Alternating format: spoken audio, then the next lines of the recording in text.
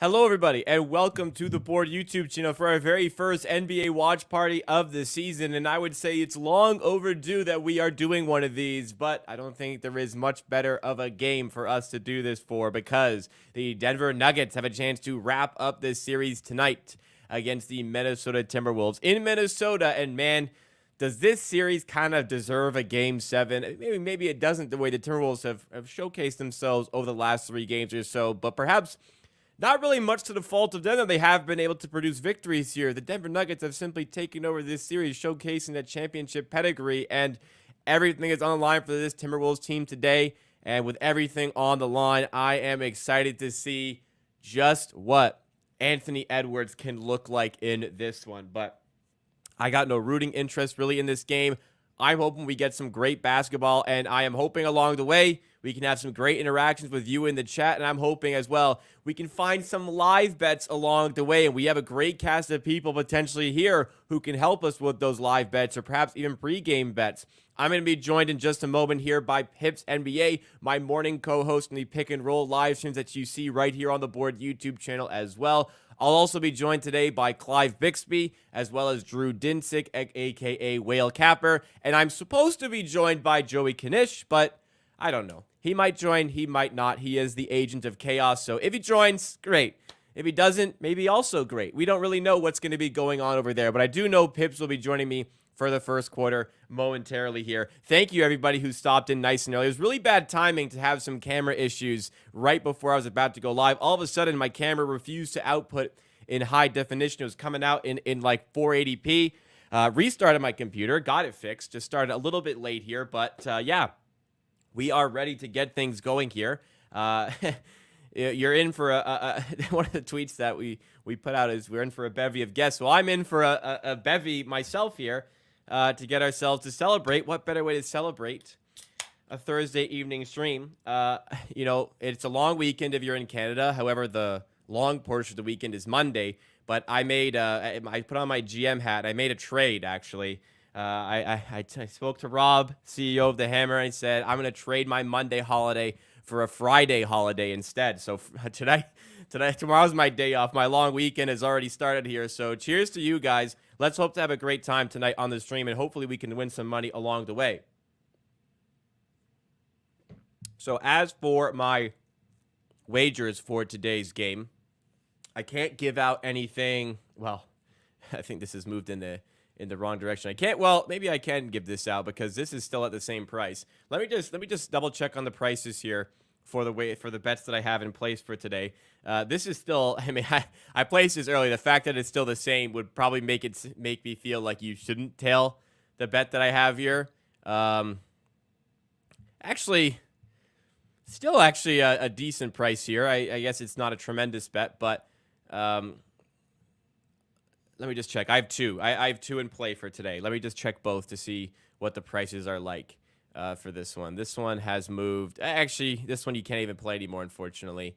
The other one you can play. I would play at your discretion. The fact that it hasn't moved would mean it's maybe not the best position to have. But my bets for today, for this series, I have Jokic to get over 28.3 points per game.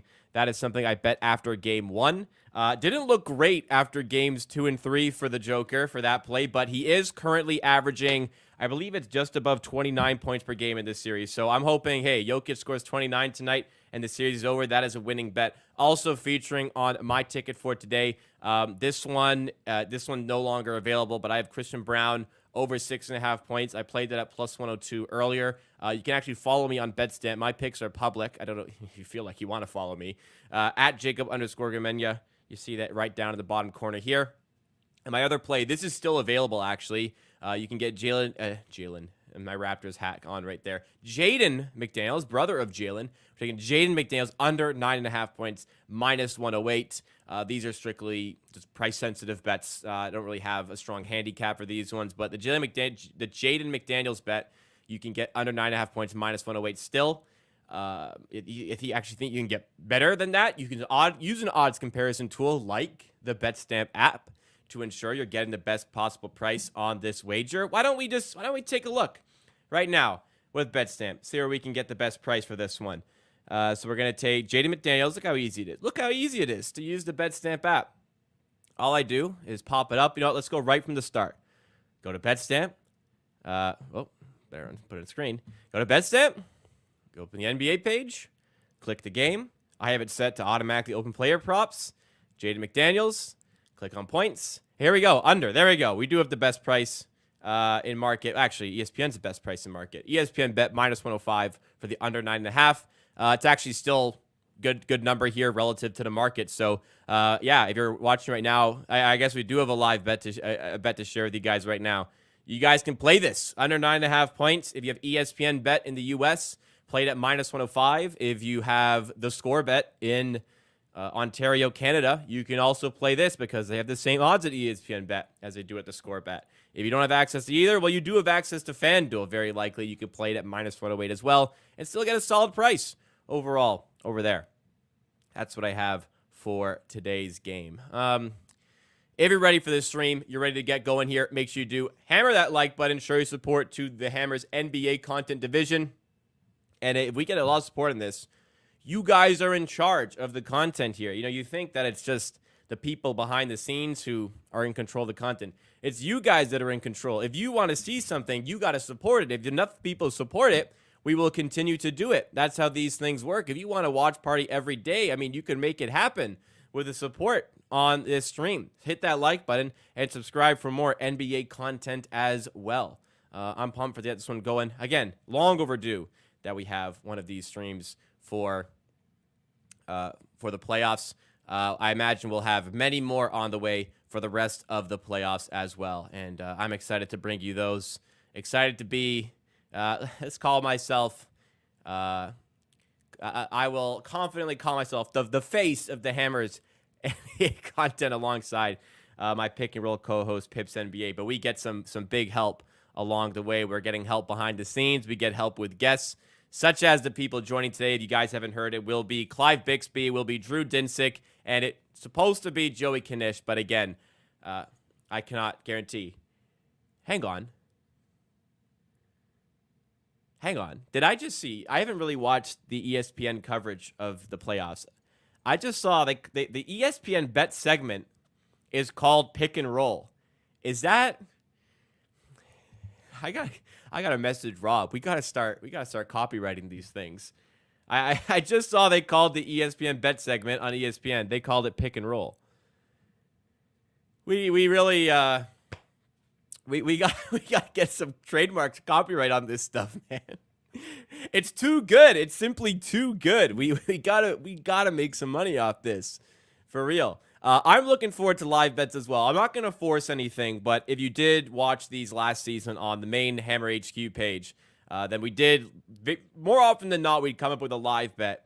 I would typically like to target live totals based on the flow of the game. You know, the flow is fast, but shots aren't falling. Maybe look to an over. You can look at the opposite as well. The game is slow. Just every shot's going in. Maybe look to an under. We'll just see as we go. I'm going to do my best to find something to play. And again, I will have some good help as well. How are we feeling ahead of this one? What is the overall consensus here? Who do you guys think is going to win this one? Why don't I start a poll? But you can give me your analysis in the chat as well. Who is winning this game? Nuggets or Wolves? You let me know. Spread for this one. As we pull up the BetStamp app, look how easy it is. Look how easy it is to see. The best prices. If you want to play the Timberwolves, you can play them -2 at +100, which is actually a good price relative to market. -2 at +100. The Nuggets, best price in market is +2.5 at -109 odds. As for the money line, -120 at Caesars, +117 for the Nuggets. So very low synthetic hold there, which is excellent for those betting. And you can lower your synthetic hold there by using an odds comparison tool like the BetStamp app. One last question here before Pips. He's in the background ready to join. Howdy says, I think Finch is why regarded as being liked by his players. I realize there's maybe no good strategy to slow down Jokic, but do you think Finch should be taking more credit in the media? I mean, he was in the Coach of the Year discussions. I think he gets a lot of credit. I think a guy who's not getting enough credit is Gobert. The reality is you just can't stop Jokic. So they're doing their best to make sure other guys don't hurt them as much. They're letting Gobert play one-on-one with Jokic, and not a single player in the world can handle that, including the 4-time Defensive Player of the Year. That's just the reality for this one. But maybe he's just trying to take the heat instead of his players, but we'll see what they throw, if they throw anything differently here. All right, my co-host on the morning pick and roll live streams is ready to join here. Pips, thank you so much for coming through late here Thursday night. It's actually Friday morning for you in the early AM in Croatia. How are you feeling ahead of this game? Yeah, I'm excited for this game. I think the lines are sharp, 2.5 for the Denveries. Where would I put this? So yeah, I'm interested to see the first couple of possessions of the game to see what are the adjustments and how we approach some live betting when we are watching. And yeah, very exciting for this game. And the lines are getting sharp for Game 6. So Oh, yeah. I mean props and especially. So had a one good look. I didn't even look how it closed. Yeah, Yeah, we were so we were thought hoping about it to before the show, and we were fortunately hoping to couldn't share a play. bet with you guys right at the top of the show. I did end up sharing a bet, which I had, which was Jaden McDaniels under 9.5 points, minus 108. But Pips had another bet he was ready to share right at the top of the show. But like as soon as he mentioned it to me, like 10 minutes before we even went live, that it was completely cooked. So Yeah, we weren't able to play I've that. got it at minus 120, and it's minus 180 now. And I don't know if you say no, but if you remember, but I said to you like I had this like minus 180, and it's closing at minus 180 Yeah, exactly. So it's yeah, very you're right. You interesting. did say you sent me the. Yeah, Anyways, we can't. I don't want to tell you guys the bet in case you might actually bet it at the minus yeah, 180. Don't do that. But it was minus 120 about half an hour ago. Pip said this should be minus 180, and it's about to close seemingly at minus 180. So good yeah. analysis there. Unfortunately, again, we couldn't get out to you guys, but we'll look for adjustments to see if we can get some live betting in. Speaking of adjustments, do you expect to see any from the Timberwolves? I get, you let Jokic kind of cook and try to take away other players, but 40 points, 13 assists might call for some sort of adjustment. Do you expect to see Chris Finch adapt at all? They need to run to defend as quickly as possible. Like the worst kind of assist Jokic gets is when he just throw the half court assist out of a rebound and they get wide open there. Like transition defense for Bulls, for number one defense in the league, was not quite good. So they should probably like give up on offensive rebounding and run back at least with four players. Everyone except Gobert. Gobert can fight inside and try to get one, but like the best thing you can do is like stop this transition, easy buckets. Even Jokic get like had a dunk out of transition, like that's unusual, and that's where they can do and adjustment on Jokic also. You don't need to set doubles, but if it's like 3 to 4 seconds on the shot clock, yeah, late doubles are should be there. Right. I mean, it's easier said than done sometimes with these things. Like, if It's Anthony your Edwards is playing 45 minutes plus, it's not easy to haul your ass back on every possession as well. Um, so, yeah, I guess we'll see there. As far as half court, do you think it's just still going to be mostly Gobert having to do the bulk of the work there? Towns must defend Jokic. If they start with Gobert, they are fucking it up like from possession one. And then Towns is like an idiot he is. He will get in foul Yeah, trouble he just did a foul trouble. immediately, and then they need to put Gobert. It's insane. Yeah. I mean, they had the secret sauce seemingly games 1 and 2. I mean, I don't know. A lot of the times there's nothing you can really do. Like we've said for some of these games, like, you can play a really good game and just lose. Like, you can. Like Timberwolves, was it game 4 where Anthony Edwards plays 45 minutes, goes +5, and they lose by 8. Like, you can play a great game and just have like a couple moments cost you the game, a half court shot, or maybe you don't really make any mistakes, and it's just you just got beat by the better team. So with a spread this tight as well, and so much on the line here, Sometimes there's nothing you really can do differently. It's just you got Yeah, beat. yeah, I completely agree in that one, and it will be interesting to see. Like my kind of like view on this is you have obviously Jokic scoring on everyone. Yeah. If he's scoring on everyone, then put Towns on him. And also, I would say this, and this is a same, huge state, but I think in post up, Jokic actually moving Gobert easier than The Towns. Towns. Yeah, Towns like upper body is pretty strong. So Jokic he did had way more trouble moving him inside than did Gobert. But Gobert is way more higher IQ. Like he is not reaching. Like when Jokic pump fakes, Gobert is staying down and contesting. Yeah. When Jokic pump fakes against Town, that's foul. Well, also, what's so important about Towns being on Jokic is just so when Jokic goes in the perimeter, that's not taking Gobert out of the paint.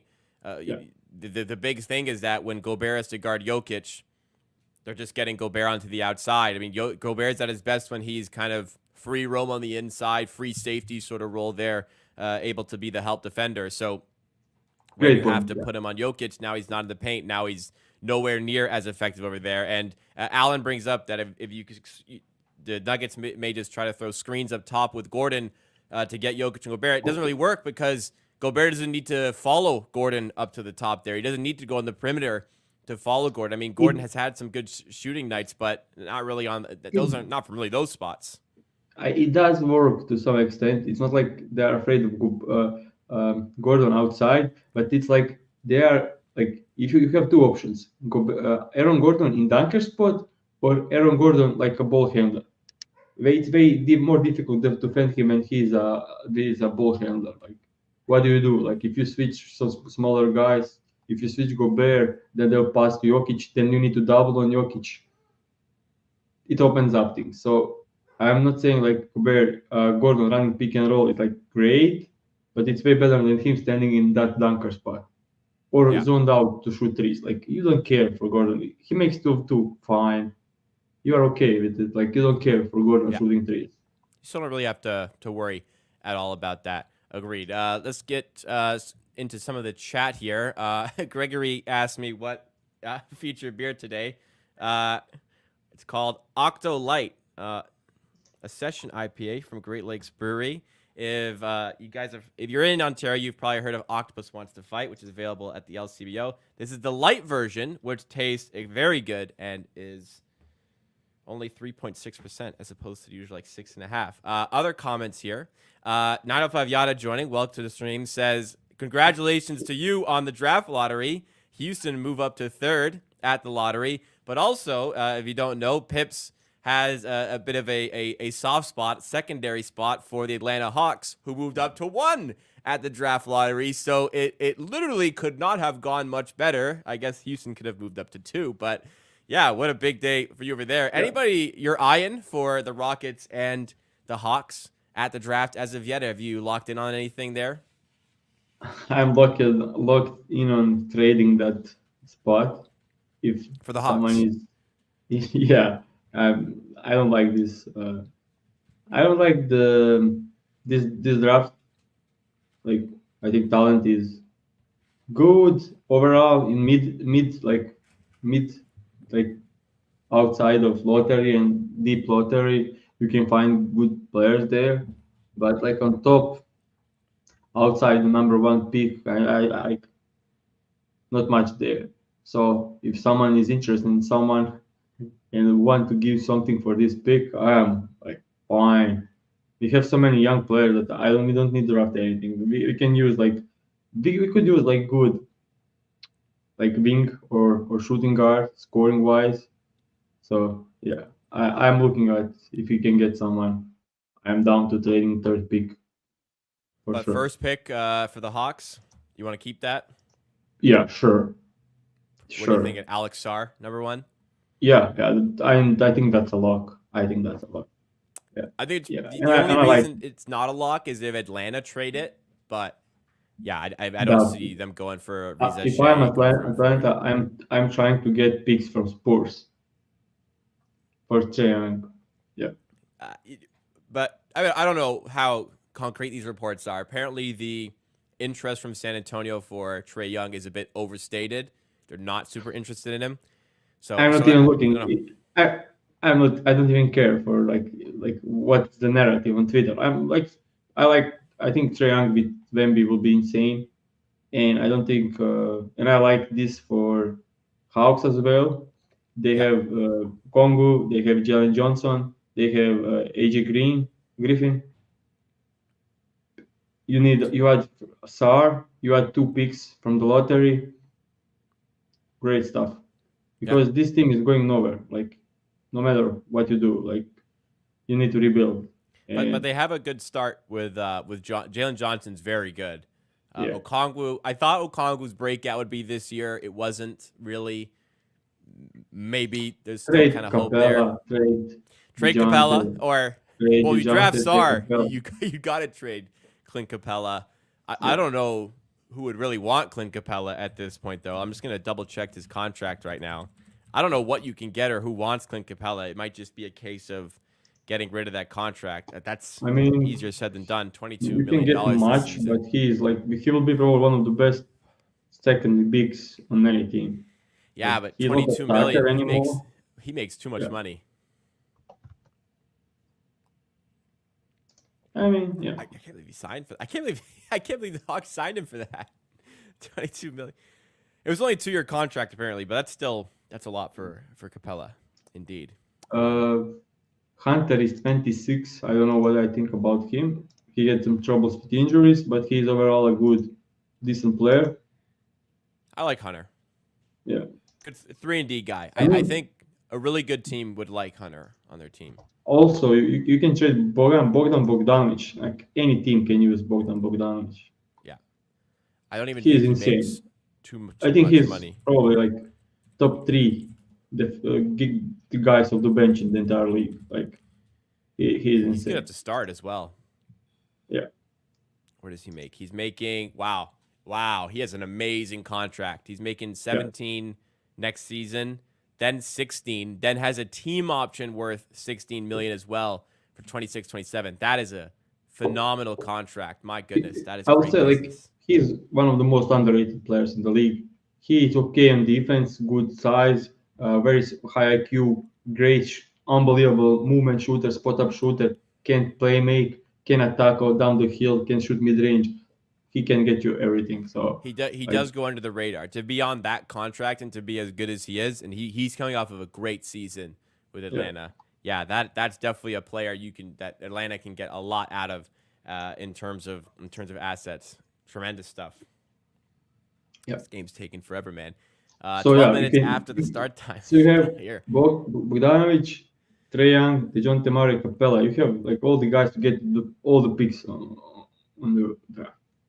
it's a better spot than it's seemingly made out to be here. They can get the draft assets back. And I mean, DeJounte Murray, as much as he's lost value, he's not worth nothing. There's probably somebody out there who will give something for DeJounte Murray. Maybe the Lakers, because the Lakers will do something stupid. Yeah. Not even on the court yet for this game. Okay, now we have the broadcast heading towards the court. Looks like we're about to get started here. Someone said like, isn't it extremely early for Pips? And yeah, it's Yes, 2:30 a.m., 2:43 a.m. you're Yeah, grinding. yeah. I I don't mean, know. Listen, those are kind of my hours what's during the NBA what's season. your what's your sleep schedule like? What does it look like? So let's say you're up till. I mean, this is an early game for you because sometimes these games start at 10:30. In which case, it's done about 1:30. You're 7:30 in the morning. That game is done for you, and then you do Yeah, the show with me at 9:40. So let's say 10 a.m. So you have a show to do with me at 4 p.m. Is that just the window where you sleep in the morning? yeah. I'm like usually up for like 3 more hours from now. Like I'm up from my time. It's Yeah, yeah. 5 a.m. 5:30 a.m. and I sleep up till noon. So yeah, I sleep You like still, six and you a still half, get your 7 hours. hours in. I All love it right, when looks. Sorry, go ahead. I love it when it's like only Eastern games important on the day, so I Yes. can go to sleep like at this time or maybe like an hour later. All right, the game is ready to get going here. Finally, Chance and Chaz said it should be illegal, so the game starts at 8:30 when it's actually 8:45. You know, NFL, soccer, they're on the dot. If it starts at 8:30, start at 8:30. How about baseball? They start at 7:07. 7:07 first pitch is happening. NBA, NHL. They're not in tune with that. But here we go. Jump ball won by the Nuggets, and we are underway in Minnesota. I'm not sure, Pips, if you'll be synced up with me. Yeah, But yeah, it started. I'm at 11:45 as Murray misses the short post shot. I think you are late from me. I'm early, like I'm 7 seconds earlier. What time you got right now? 11:22. Let me tell you, you're 8 seconds ahead of me. Any chance you can pause it for 8 seconds? Yeah, yeah. All right, I'll count you in. What? Just tell me what time you're paused at. 11:16. Yeah, okay. Press play. Okay, So it should be about the good. same here. Yeah, Um, insane early up for. Okay, Gordon is I'll on. count in. I'll count down so that if you're in the chat, you can pause your broadcast to sync up with where me and Pips are. So I'll count down here from 10, 58, 57, 56, 55, 54, 53, and hopefully we are good from there. Okay, now I can actually lock in. Kind of a broken So play we here. can see that Towns is on Jokic, of course. Yeah, nice kick out by Gobert is Murray. helping off. MPJ. Gotta make those. Yeah, yeah. MPJ was terrible in this so far in this series. Like Gotta make he, those. Edwards misses the layup. Jesus. These are the ones you would look. There's the ones you want to avoid. Oh, Murray didn't even go up. But Jokic streaking, easy two. No bets for this game in particular that were given out on the early show. Pips tried, wasn't able to. What we do have, at least me for this game, Pips put out on his Twitter, he had Jokic over 28.3 points per game in the series. I also have Christian Brown over 6.5 points today, and Jaden McDaniels under 9.5 points. There you go. That is a good example right there. Gobert, not the primary defender on Jokic, comes in as the help defender and makes a play there. Takes But away 2 points. at this spot, when Jokic gets the ball, he doesn't have a lot of options to assist. So this is a good double. Yeah. Look at this screen. That's Wow. playoff basketball, huh? Yeah, I think Jamal Murray could be hurt, and Yeah, so he's still grotesque on this one. that's poor. I was about to say, look how far Gobert gets to sag there on Gordon. That's where you want him to be. He Yeah. wasn't able to make the play there. So far, this looks kind of okay for Wolves. Yeah. That's not a good pass. That's not yeah, especially with 4 players. Jokic, don't foul. Easy. Can't make it Transition, that easy. like transition is key for Yeah, for, yeah. for the Wolves to defend. So far, they gave out 4 out of 6 points from transition. Yeah, both to Jokic. Okay, doubles on Town. Should have kicked Okay, out that's there. interesting. Okay, I think it great was shot. just situational. I don't because KCP was on him. Yeah. But they'll hunt those. Transition, MPJ. terrible transition defense. MPJ feeling it, Terrible. and 7 transition points for the Nuggets. So the first thing you mentioned pre-game was they got to be better in transition. That's 7 transition points now for the Nuggets out of Insane. 9. This was so poor. Like this is the regular season defense. Like you kind of expect from Wolves as a number 1 defense to be way better. This is terrible. Like elimination game for them, and this is just so poor. Still early days. Yeah, I'm just commenting on the effort. This is Yeah, so I'll say far. transition defense. I would say transition defense is mostly effort running back. Clive loves the Jokic slow motion. I mean, I think he sees things in slow motion and just operates at that speed as well because He's just that good. Yeah. Couple I just think easy what buckets there. You I can't would give him those. I would say Jokic is the best at this. Like I don't know ever whoever was close to this This good? seeing stuff like this. Just reading the floor. I mean, Yeah, like for general offense. in There are my some guys. lifetime, LeBron and Jokic are the best I've seen. Yeah, I think Chris Paul is not there but close. Chris Paul is insane, especially in prime like this. Yeah. We're blessed to witness the prime Jokic years. Can you Yeah, believe, like, a year I know ago, people. the conversations about Jokic before he won his championship, like, maybe you and me were probably talking about him like this, but the discourse around Jokic before the championship was that, like, overrated, can't get it done in the playoffs, can't play defense. It's remarkable how much the Jokic discourse has changed in the last year, isn't it? I mean, look at the Jokic discourse like when they're down 2-0 in this series. Yeah, Everyone's someone mentioned reactionary. Magic. I would say, like Alan said about Magic, I would say I just can't give it to Magic because the offense at that time was so simple, not even comparable to this one. So it was very different. To like he was great, best of his time, but complexity of offense in 2024 and 90s, that's just like two complete other worlds. Like that's just I don't know. and I didn't transition defense in back then was before my time as well, but yeah. everyone's just gotten so good at figuring out how to stop each other, and then the best players have just adapted so well to counter that. It's just constantly countering each other. I mean, the game just gets more and more skilled because everyone just gets so much better at stopping the other team that in order to score, you have to become so skilled offensively. Yeah, they're showcasing the highlights here of the transition plays. Like, that's just so lazy. Jokic ran the whole floor and was wide open twice. I mean, Look at Gobert like jogging back like both of Jokic these is not possessions. fast. He should not be able to run the whole floor uncontested. Karl Anthony Towns moves faster than him. Yeah, as I said, effort thing we saw the replays, we saw them jogging back. So effort things. Well, we'll see if that was immediately addressed by Chris Finch and Can Co. you just say when the game starts because when I switched the tabs, it's Started. paused for me. I'll count in again. 8:56, 8:55, 54, 53, 52, 51, 50. All right. Towns up top. Gobert got the switch to Murray. They lose it. All right, now they're hustling. You see that hustle to get back there?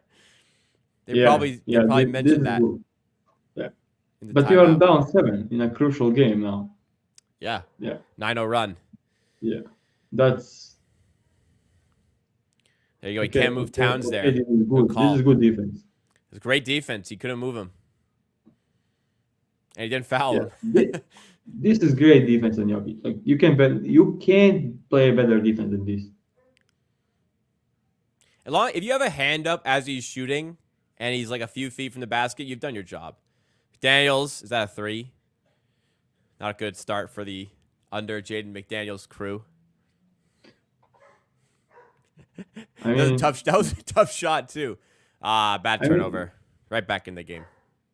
this is great. This is great. I love this. This is Wolves defense. This is Wolves defense. Poor read from Jamal Murray, but effort is now they are locked in.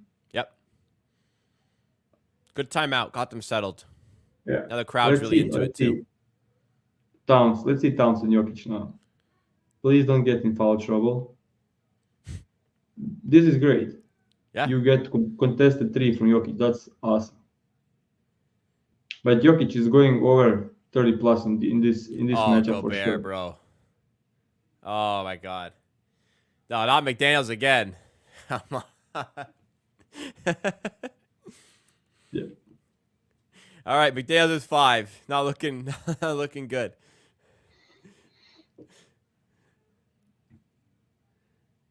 Again, yeah, tough contested 3 there. Wow. I mean, Look at this this was swing. poor shot, but the defense breakdown was there.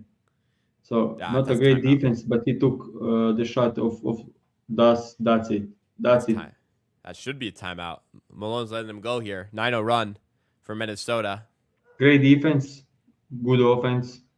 Even Gobert missed like blank shot. This should be 13 already. Jokic got the move to go ready to call Help. travel. Yeah, Call great timeout. defense again. Gobert got there when Town stuck on the screen. So another great defensive possession from Wolves. That's like seven straight stuff. Six straight. They haven't scored since the timeout. But also didn't get a good shot. No, you're right. They hadn't even gotten a good shot. Oh, Conley is God. one pass McDaniels. away. Oh, McDaniels almost got it. Good shot. Good shot. Damn. McDaniels get wide open three again. He needs to firing this up. No hesitation. Like you get wide open shot, you need to just shoot it. I agree. I'm I'm happy not he saying didn't shoot on that, but your I bet. agree. I know you have under, but I that's know. like I no agree. He should brainer. have shot that. It slipped Yeah, out of yeah. his hands, and he just hesitated. Yeah. Conley is so important for the Wolves Oh, good offense. Like block there. There they go. Hustling back now. Yeah, they're locked in. They're locked in. They're locked in. Here we go. Jokic. Oh, he got the double there. Oh, no, MPJ. I am honestly amazed that they have not called a timeout yet, Denver. This is clearly getting away from them right now. I know it's a 2-point game, but but I mean this double was great because the ball came to the MPJ and he's poor decision maker. So you yep, can live with that. So you make a double and you run off MPJ from the 3 point line and then he'll fuck up like yep. and he's run off the 3 point line having the ball. Well, more often than not he'll make a mistake. Yep. So that's a good way to defend. Oh, we did get a timeout here. Yeah. I guess TV timeout. Philip says under 30.5 live for Jokic. I don't know. He looked fine in the early goings. Yeah, I don't agree. I think he's 30 plus. Already 5 field goal attempts and not the great looks, but he can definitely make these. Yeah, a couple of them. As far as any live plays, I don't know. I haven't really seen the game kind of mellow out just yet. I don't know. Is there a line for? I just look. Is there a line for MPJ assists? Like he should get, and he's run off the three. He should get some potential assists. I'm not a public, but just thinking out loud from what I've seen so far. Let's just dabble. Let's see what the line is. I'll pull up FanDuel. Can you just do countdown whenever like it's a game stop? So Yes. because it's always like when I switch the tab, it's froze. Okay, no problem. I will count down once we're back from the commercial. Looking at MPJ, MPJ. the line for assists. assist is locked on FanDuel. Okay, so DraftKings also locked. The over/under is 0.5. Before it locked, it was 0.5. Minus 192 for the over. Yeah, if we can get over 0.5, then I will take that. But we'll see if that exists. And this is like if you had Wolves logged in from the first possession, this would be ugly right now. They gave out like seven Yeah, easy 7 easy points. Yeah. 7 just in transition because they didn't run back. That they definitely spoke about that. That was definitely what they talked about in the timeout. He You just saw the like demeanor called them out change. and said like, guys, fuck you, run back.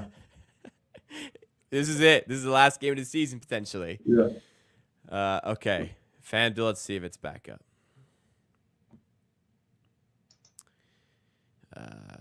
Yeah, it's not up on FanDuel. Yeah, not up on FanDuel.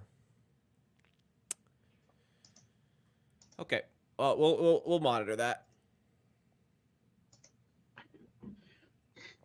If it comes back up at 0.5, then Yeah. yeah, probably worth playing. We'll see. Yeah, suspended. Yeah, suspended everywhere. I guess 365 would have live. It's hard to navigate these player Yeah, it's props hard live. now you get live betting. Yeah. I'll probably just DraftKings FanDuel 365 open just to Yeah. I'll do the same probably. Yeah. have the best spread I think I can get at this point of options. Yeah, nothing. So it I wasn't. would love to We'll see know. when it comes back. I would love to. Okay, so he made the first free throw. Who's this?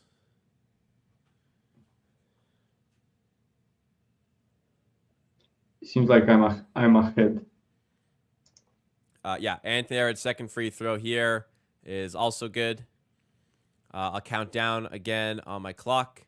5:46, 5:44. Sorry, 5:44, 5:43, 5:42. Okay, we are synced. 40.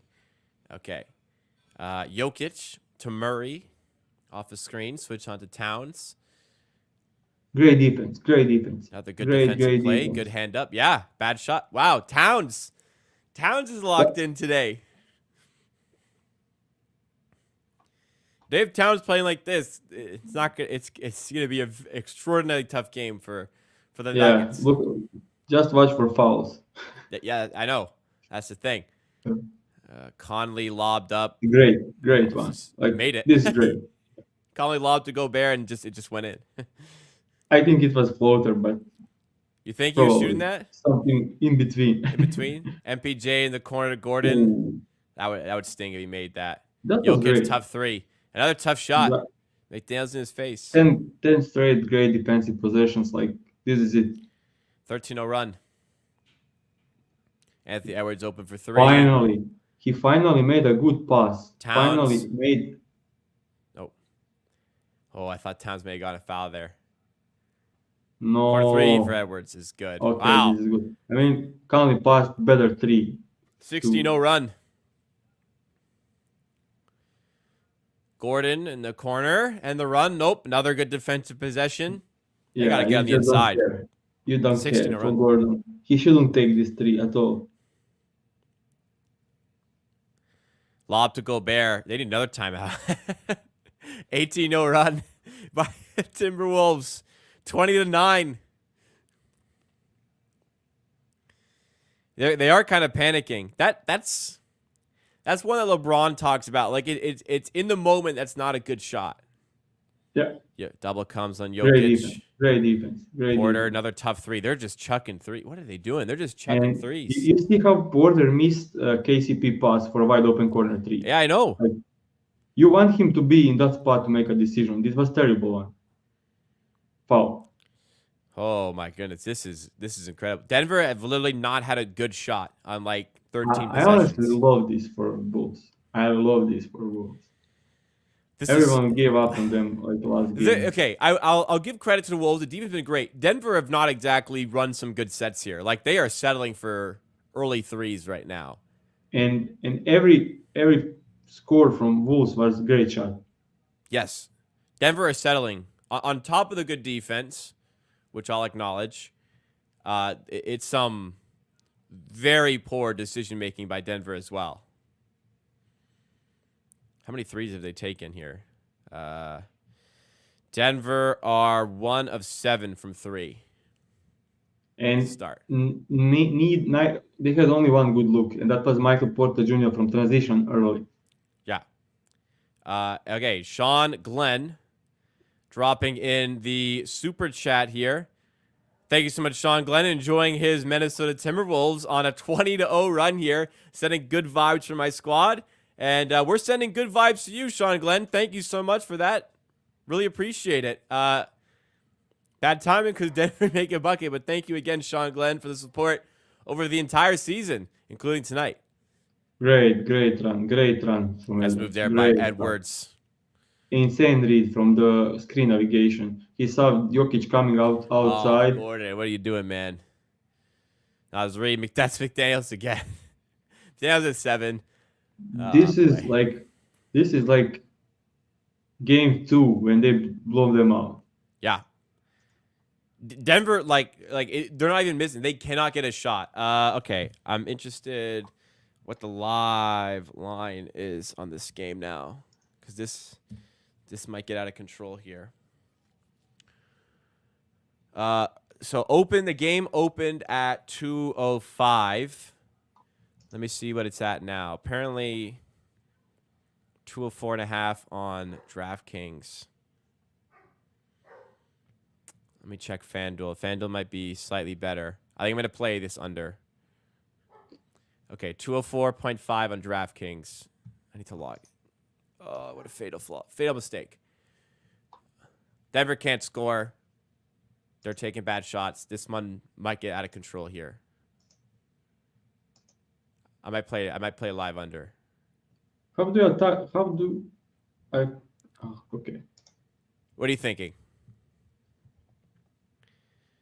Just responding to the chat.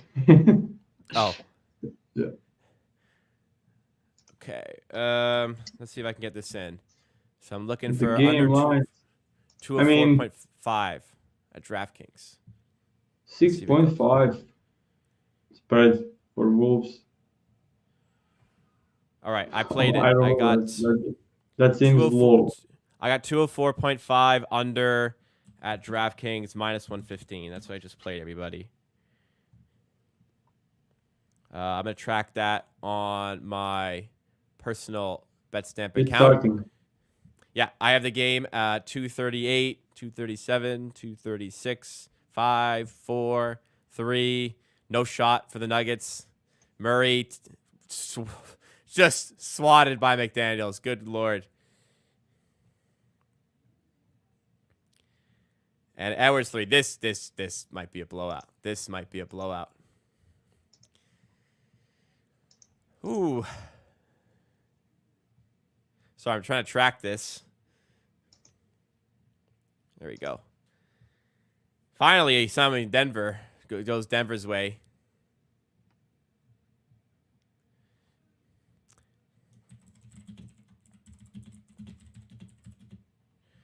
Yeah. I mean, a bit of a breakdown. They have Nas Reed in, so no Gobert, so that their defense will be worse, of course. Yeah. Nas Reed, 31-14. here it goes. Here it goes. This is Towns' idiotic foul. He's been so good. He's been so smart this whole time.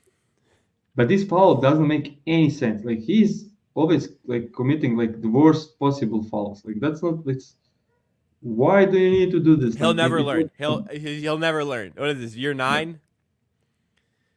Reggie Jackson trying to spark a run, which he has done in this series earlier. Couldn't get the layup there. 1:30 to go. Denver led 9-2. They're down 31-14 right now. That is a 29-5 run. This was terrible shot from Edwards. Like Yeah, probably in that moment. Check, but he checked out. But you don't need to do this. He checked. He heard the crowd. Yeah. Thought I'd give it a go. KCP, another big one. Great defense. Great defense. Yep, more good defense.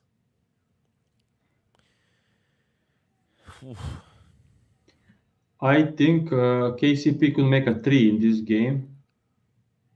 If he is 0 from something in the first half, we can bet that he's making the second half for sure. Nas Reed he was left open. wide open like 5 times. Not good. No good there. Towns laboring to get back on this play. Oh, my God. McDaniels, what a play. Chase down block, other way. Alexander Walker 3. It's erratic right now. They both need the end of first. Okay, there. Christian Brown right there. He could have rushed for a 2-for-1. That's very measured. Slows it down. Now they get a good look for Jokic, and he missed it. Should have made it, but that was smart play there by Christian Brown. They don't have the 2-for-1. Great really defense from Towns again. Like Jokic can't move Towns, so that's interesting. We spoke about it before the game started. As you can see, he not a single possession where he moved Towns. All right, that'll do it for the first quarter. Minnesota were down 9-2. They're now up 31-14. It's honestly astonishing how fast this one has moved in this direction. Live total is now under 200. Sorry, it's less than And 200. all this while Wolves are shooting 3 from 11 from 3, and all 11, like 10 out of the 11 were like Bad shots.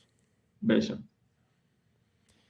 Well, That will be it for me, guys, on the show. yeah, Pips, it's 3 a.m. for you. Thank you so much for taking time out of your morning to come Yeah, tune in. I'm just saying, like, if KCP doesn't make a 3 in the first half, bet it to make it in a second half over 0.5, minus 120, minus 125, all will do. All right, we will indeed look out for that. Thank you again, Pips. Enjoy the rest of the game, and you deserve a much-needed sleep in tomorrow as well. Yeah. Thanks, guys. See ya.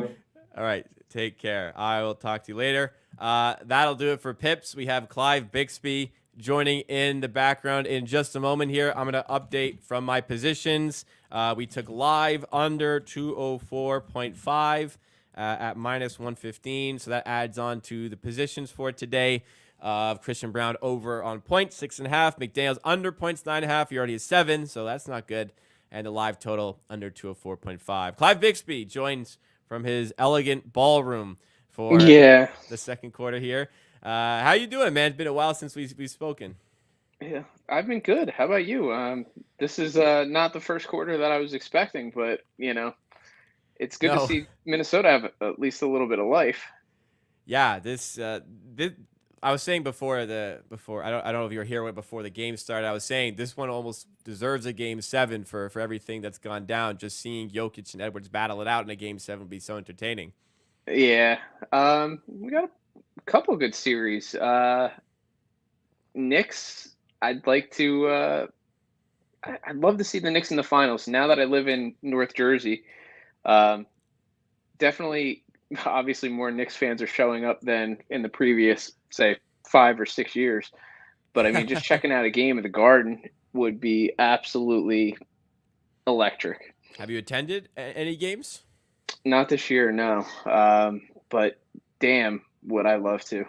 Yeah, I mean, even the atmosphere in the 76ers arena when the Knicks were in town during the playoffs, it almost felt like a home game. It was like every time Deuce McBride took a 3 in Philly, you could hear them all yelling Deuce as he was taking the 3. So Knicks fans are on board for this. There's nothing better than the atmosphere around a city when your team is making a playoff run. And I imagine Minnesota feels that right now. And absolutely. And to be clear, I know I'm wearing a Yankee hat. I'm a Bulls fan, but still the energy, like I'm getting it with the Rangers now too. It's maybe the Yankees could actually do something this year, and I'd have some New York sport to celebrate. But the Bulls was not the outlet for me this year. Neither was the Bears. It was rough. I was gonna say football isn't gonna do you a lot of favors either. Whether that's in New York or whether that is with the Bears. Maybe an exciting season on the way potentially though. Yeah. So I mean, what did you think of this first quarter? If Towns can play smart basketball, it's going to be incredibly difficult for the Nuggets to get another win out of this series because we were alluding to it pregame. Pips was mentioning the Towns. Jokic doesn't move Towns. It's just Towns needs to be on the floor, which he often isn't because he commits stupid fouls, which he had won the first, which is acceptable. Yeah, if Towns can continue to be physical without picking up fouls, it's a lot different dynamic. And the shot selection for Denver hasn't been particularly great either. I think you actually use this word, a lot of settling. Yeah, it is good defense, but it's combined with Denver just continuing to panic, take a lot of not so great threes, and nobody's bailing them out by just making a miraculous one. What just happened here? So what time, where are you at with time? Yeah, I'll count down in just a moment here as slow-mo at the line. He's at the free throw line. So once the clock starts moving, I'll count us in. There's a shooting violation, though, or a lane violation. Lane violation, yeah. I think I'm a little ahead of you. By the way, I see a lane violation like every free throw in the NBA, and they'd never call it. It's just one of those things. It's like a bell curve. In the early amateur basketball, they don't call it. As you get better, they'll call it, and then in the pros, they stop calling it again. But counting down the clock here, 11, 41, 40, 39, 38, 37, 36, 35. Murray to the rim. Finally, a good look for Denver. A bit of a breakdown there. Yeah. But it was I'll call it measured, good start now. So where are you at? I'm at 11, 12. I'm at 11, 16, 15, Okay. 14, 13, 12, 11, 10, 9, 8. And I think that's enough. We good? Yeah, we will be in just 1 second. This, for whatever reason, I'm trying to pause here, and it just keeps skipping back to Jokic, live. nice read to the corner. No good. Denver So carried what- a 3. So what do you still have live? Do you have any futures that are live? Future, I have the champion to come from the Eastern Conference, which at minus, I think it was 110, which I don't feel as good about at this point because of, well, I've had this debate with Pips as well. Are Boston not looking that good because they don't have to look good and they're just not, they don't have their foot on the gas, or are they generally just not looking great because they aren't that great? They do have that tendency to kind of play down to who they're playing. Now, are you going to be comfortable enough when push comes to shove that they can 100% turn it on and you can count on Tatum and KP, being healthy and playing? Like, can you count on all that? Yeah. And likely I against don't one know. of these two teams as well. Yeah, I mean, I don't think Denver's as good as they were last year. I don't think that's an unpopular sentiment. And I don't. Open 3 for Murray. God, I don't know what you feel about OKC and Dallas of what they actually are versus one of these two teams. Well, Kyrie and Luka have not had a great series, and they're up 3-2. If they don't have a great series against one of these two teams, it might be 5 games. Might be the end of the series. Yeah. Nice play by Jokic there. Yeah. He started to kind of realize that he's got to win this game, I think. Yeah, and I don't think Denver's going to just roll over and quote-unquote die here either. The team that I was hoping that would be a super, super long shot was the Pelicans. And then I wish they're healthy, but they just never are. Never. Sorry, I just had to say, Pips is in the chat, and he mentioned that Murray wide open 3 miss was on a MPJ assist. So I think he did take the MPJ over half an assist. Didn't get it there. That was Walker in the corner. A Canadian boy, no good there. So these minutes here, interestingly, we're seeing Jokic really step up right now. He missed a good, easy layup there by his standards. Yep. But he's playing a lot better in the non-Towns minutes. So he is, yeah. It might be a case of there, like, because somebody mentioned, Alan mentioned that Jokic, no break for him yet. I think they're keeping him in the non-Towns minutes here purposely. Hey, I think that's a good way to kind of split up when his breaks are going to be. Keep him on the floor when Towns isn't, and then when Towns comes back in, I think that's a good spot to bring him off for a few. Yeah, maybe maybe throw a more shifty guy in the mix on Towns, try to get him into some fouls. Maybe that's the move right now. What do you think of all the Anthony Edwards discourse? I mean, they're already kind of throwing him out like MJ rare air kind of stuff. 22 years old, big numbers. I really like Ant, but he's not quite there. Just yet for me. I think we're always looking for that next Jordan and somebody who performs like him in the playoffs. So by the way, sorry to interrupt, but Jokic coming off now. I guess that was just as far as he could go. Everyone's ready to crown somebody. The NBA is just looking for the face of the league all the time, somebody to take over. And Anthony Edwards kind of ticks all the boxes for the type of guy you want to represent the league, I suppose. Yeah, and I think, a lot of the casual fans, all of the sitting out, the questionables, and Oh all of my that God. Sorry, stuff in the regular season. Gordon hit a crazy three there. Yeah, that I was about to say how bad of a shot that was. yeah, I know. I'm like, it went in. I mean, cut Sorry. it to 11. Sorry, I interrupted you there. No. That's all right. It's just, where was I going with that? You're saying Unfortunately, regular season by when you want to like crown somebody the face of well, the league you can't because most fans have devalued the regular season, even with the play-in, not the play-in tournament, in season. in-season tournament. Like nobody takes it seriously enough. So if you're going to crown a star, it's got to be in the postseason. And you have a couple of those performances. Maybe you catch lightning in a bottle, and he becomes the next face. He's fun. Yeah. Oh, absolutely. I love it. This Here he was is. not a great. Good double. Not a good shot.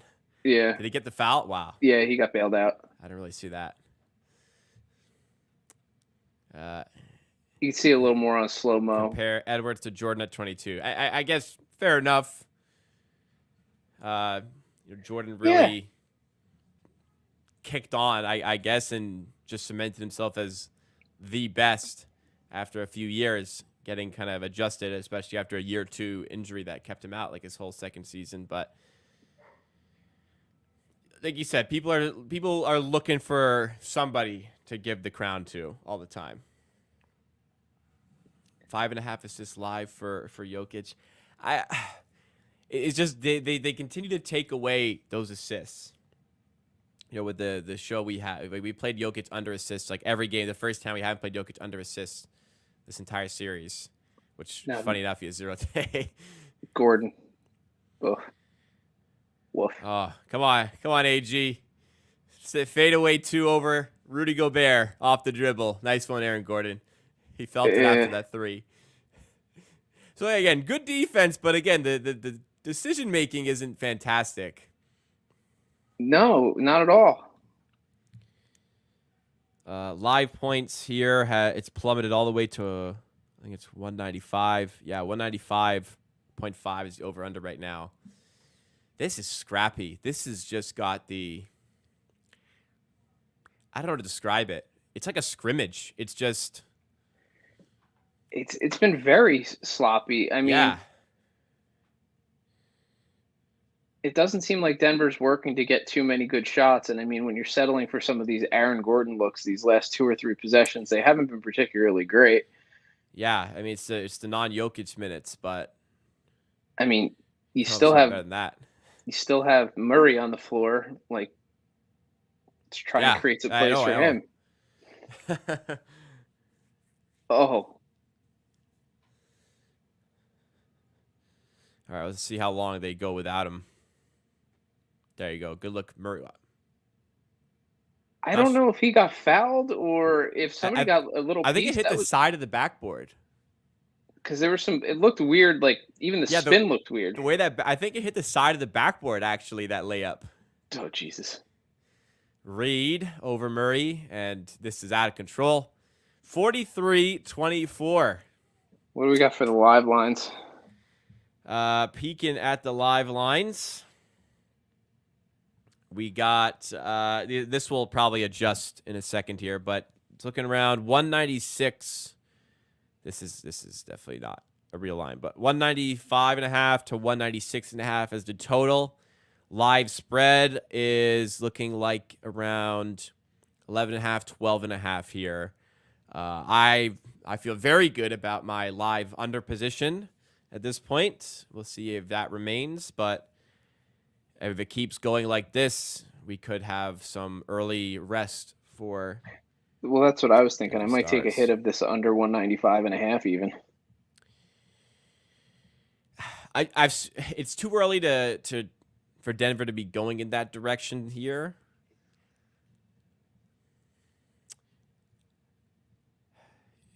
Yeah, Towns hasn't been on in a while, so he'll be back in with Jokic on 1 foul. Yeah, I see this game kind of fizzling out at some point. It's sloppy. It'll get tighter. It'll slow down. It's frantic right now. It looks It's like gonna the have. spread's 10.5, 11.5, depending on where you're looking. I don't really have a feel for that part. Yeah, I was about to say I Either don't, way. have I don't have a strong feeling on that. I typically for playoffs like to look for the total, the live total. I don't feel like I've got the right sense on the spread as much as the total here. Get a peek at the stats overall, the box score.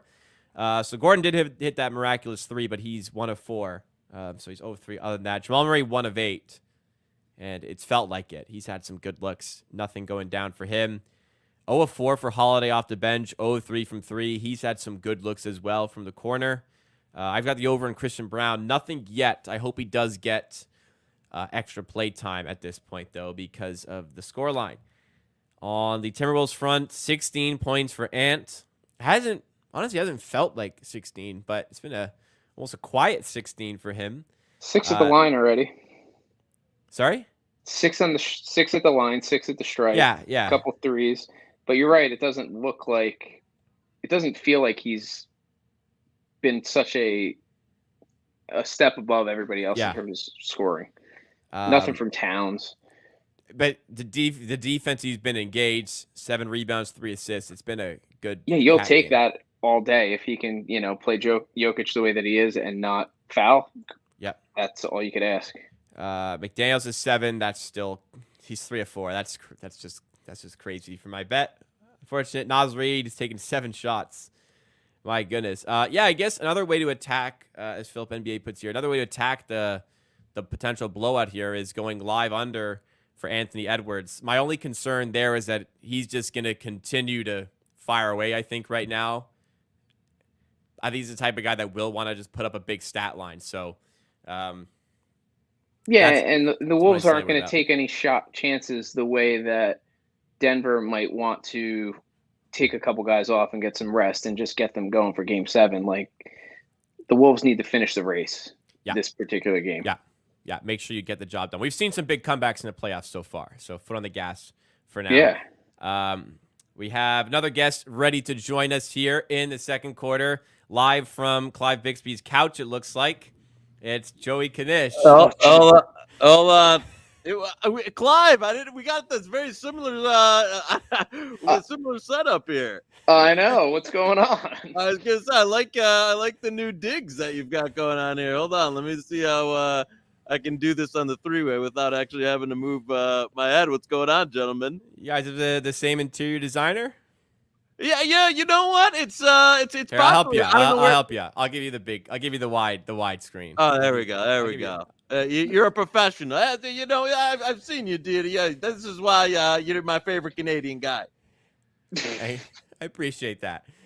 I'm sure it's not a tall task to be the top of that list for yourself. No, it's not. Clive, are you Canadian? No, man. Jersey. Thank God. Jersey born and raised. I was gonna say. No, I was gonna make just. I'm sure. I just turned on the basketball game. I was watching my Canes melt to Allbir's Rangers here. So the dream is crushing. But what's the score there? 3-3 now. It was 3-1. We were in dreamland, and now we're 3-3, and Allbir's at the game, probably pissing himself. So I'm gonna feel real bad if they blow this one. But I'm also feeling real bad about some of the Denver futures and series price I added at points during this series after this first half. So. Well, they go home for if it goes to Game 7, they are at home. I don't know. This series has been so unpredictable. I was gonna say this. I was kind of expecting. I will say that I was not expecting an absolute beatdown to this. I thought maybe a championship closeout team tonight, but 48-24. Yeah, 48-24 is 24. I mean. It was 9-2. It was 9-2 Denver as well. Is the winner of this series the NBA champ going to win the NBA championship? I'm not ready to.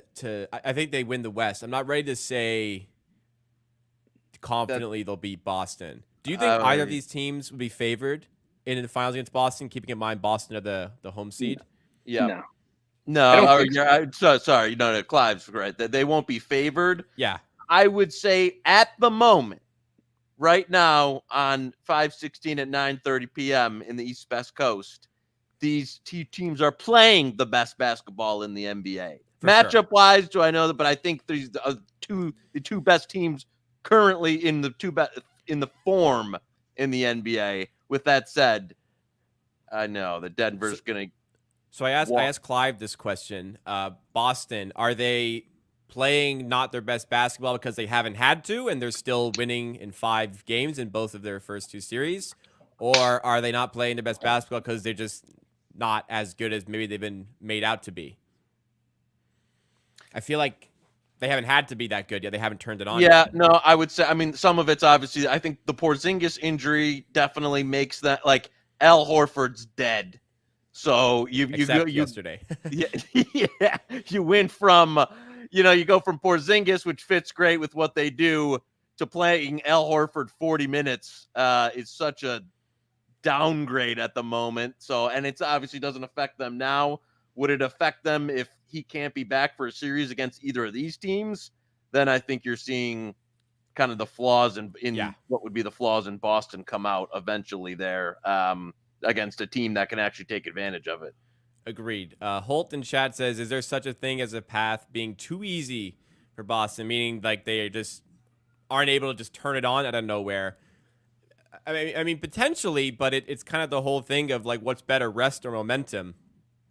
Boston have not really had to put their foot on the gas, although they still have the injury feeling. But momentum, I mean, whoever comes out of this series is going to have loads of momentum going into the Western Conference Finals. I don't know. It'll be interesting once we get there. Yeah, I would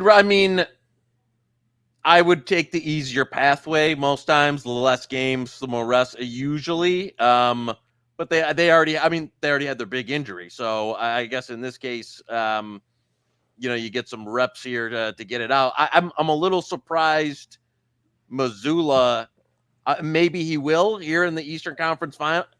They've got to try. I don't know. What is the latest on Porzingis? Is he like even remotely close? It hasn't sounded that optimistic. I just don't know. Wow, what a shot there. Have you seen anything, Clive? I thought it was. I could have swore I saw like he had a shot to be back in the next series, but anybody in chat can give us the latest on the Porzingis injury front? Because to me, you've got to try some different stuff before the finals. If you don't think he's going to be back to play like a Denver or a Minnesota, they haven't had to though. They haven't had to do anything. Looks like he's doing some light work. So that could obviously mean a lot of things. Yeah. But I'd be trying some small ball stuff. I'd be trying. Al Horford. I don't think you can play more than like 10 or 15 minutes. If you're going to go 40 minutes, Al Horford, I don't think you're going to beat either of these teams. So right. No, but who are you going to? What kind of lineup are you going to go with against Denver? If you're Boston without playing Horford serious minutes, Denver caught at 3. I mean, it's scary. Like it's really scary. I'm trying to. Yeah, that's the thing. It's like it's in theory small ball, but like, yeah, where do you go? Do you go? Yeah, you don't go Luke Cornett. Say Sam Hauser, Peyton Pritchard. No, I don't think so.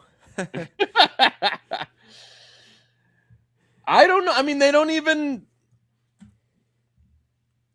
don't play really most of the other guys on the roster.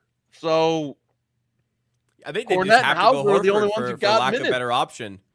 I mean, Xavier Tillman off mothballs? I don't think so. I don't know. I mean, that's the only other guy that even like that they don't play a big rotation. So yeah, that would be interesting to see kind of what if Porzingis can't make it back. I mean, obviously, I'm sure they'll want him to try it back. But yeah, the Boston bench is not pay to watch. Cornett versus Jokic. Yeah. That's the matchup the NBA has been working towards. Get this to a Game 7 and then just build it up. I remember seeing Cornett for the first time. I was at a Raptors 905 G League game. He did not scream NBA respectfully did not scream NBA caliber when I watched him play there. He had a good game, but he did not scream to me somebody who'd be the backup center on the best team in the NBA. Oh, did we get the MPJ assist? If anybody played that, I didn't play it, but anybody did. Yeah, the MPJ assist is there. Was that a first half cash? It was for a 0.5 line. Yeah, first half cash. Oh, did you guys jump on it live? I didn't, but we mentioned it because it was suspended when we were looking. But I think some of the chat managed to get in. Minnesota's just making a lot of shots. What's the live total? Did you end up playing it, Clive? I didn't. Kind of glad though, based on what I'm seeing now. It's at 200 now. Yeah, I was gonna say I got 199.5. I think now, if you were thinking of playing it, now is the time to play it. We just got a big scoring flurry that inflated it a little bit. Once the game kind of settles down again, it's still a 22-point game. I think if anybody was thinking about playing it, I have already played it. If anybody was thinking about it, now might be the time to do it. Right when you get that jump. You guys going over or under? Give me. I was looking under earlier. All right. I played under 204.5 earlier. Clive, you playing it now at 200? No, I'm not. I want to, but I'm not. There you go. I'll hold my spot here. Spread is 14.5 now. It's too much of a crapshoot at this point for me to look at the spread at this point. I'm looking at some alts. I don't get enough of them. If I had to play something, I'd probably go Minnesota because I kind of agree with what you said earlier, Clive, where they'll want to make sure they get the job done here, whereas Denver are probably more inclined to at some point just go, okay, we got Game 7 to worry about now. Yeah, friend of the network, Sports Cheetah, used to, in some of these scenarios in games where you might see a team save it, would tend to play like the like in this instance, T-Wolves second half money line, depending on, because you get a little, and where if you're going to see Denver kind of mailing in at some point, then you can run away with it by 25-30 as opposed to playing the live spread there. Right. But yeah, I don't know. I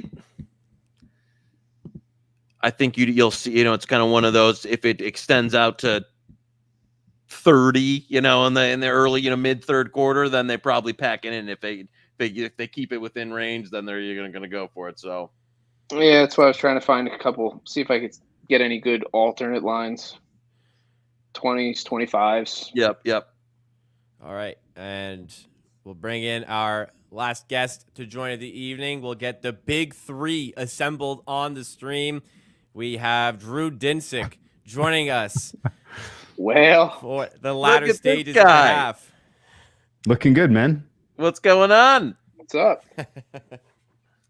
This is a delightful game. Yeah, exactly what I was hoping for so far tonight. So, I was thinking we organized everybody. Everybody was pretty keen on joining second quarter. I thought at the very least we'd still have a game in the second quarter. Maybe not though. Right? Well, it's a lot of time left. We got a lot of game left. What stream are you guys watching, by the way? Are you watching the true broadcast, or are you doing the secret cheating faster stream via the NBA? I'm on true broadcast in Canada, so okay. I seem to be behind the American here. The Tim Hortons Wi-Fi next door isn't as fast or something. Oh man. Well, what did you guys? So just kind of full transparency. So I played under 205 in this one.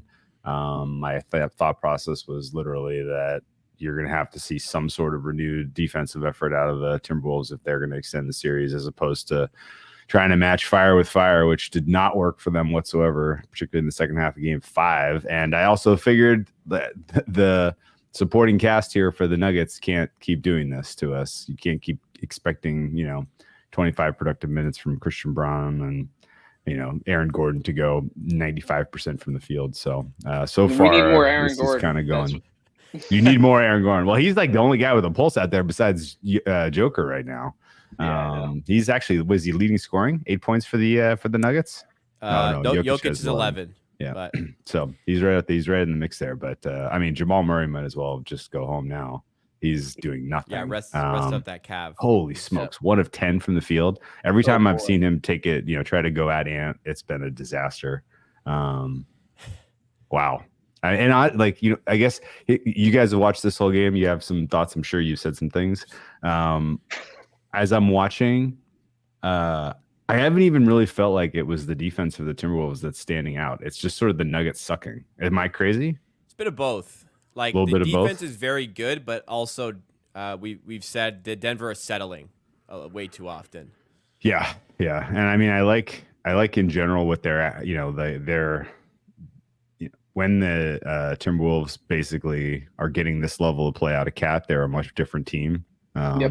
He's playing really, really well so far tonight. That foul and that and one not inclusive, but otherwise it's been a pretty clean game from Cat. And I think if you could force, basically if you can do anything but allow Joker to be kind of an unlock the offense facilitator, then you're in good shape. And that's kind of what I felt like so far for the first half. So if they can get Cat playing like this, it's gonna be very difficult for Denver to win Game 7, even at home. Yeah, that's an interesting one. There was a little bit of the very Pico top on the Nuggets too, considering how quickly like their rating went up over the balance of this series. And there was bound to be a little bit of let the air out of the balloon from them. It had to. I don't know. It kind of seemed like just the champions took over, but it's not. You mentioned defensive effort. It wasn't there for 2 minutes. Then they called a timeout, and ever since then, defensive effort. They've been locked in. Yeah, I definitely didn't have a 20-0 run on my bingo card. That was crazy. But at the same time, like, a lot of what the I don't know. I guess again, full transparency. I am like bare naked ass to Denver winning the title this year, like winning the West, winning the title, because their price has been stupid all year long.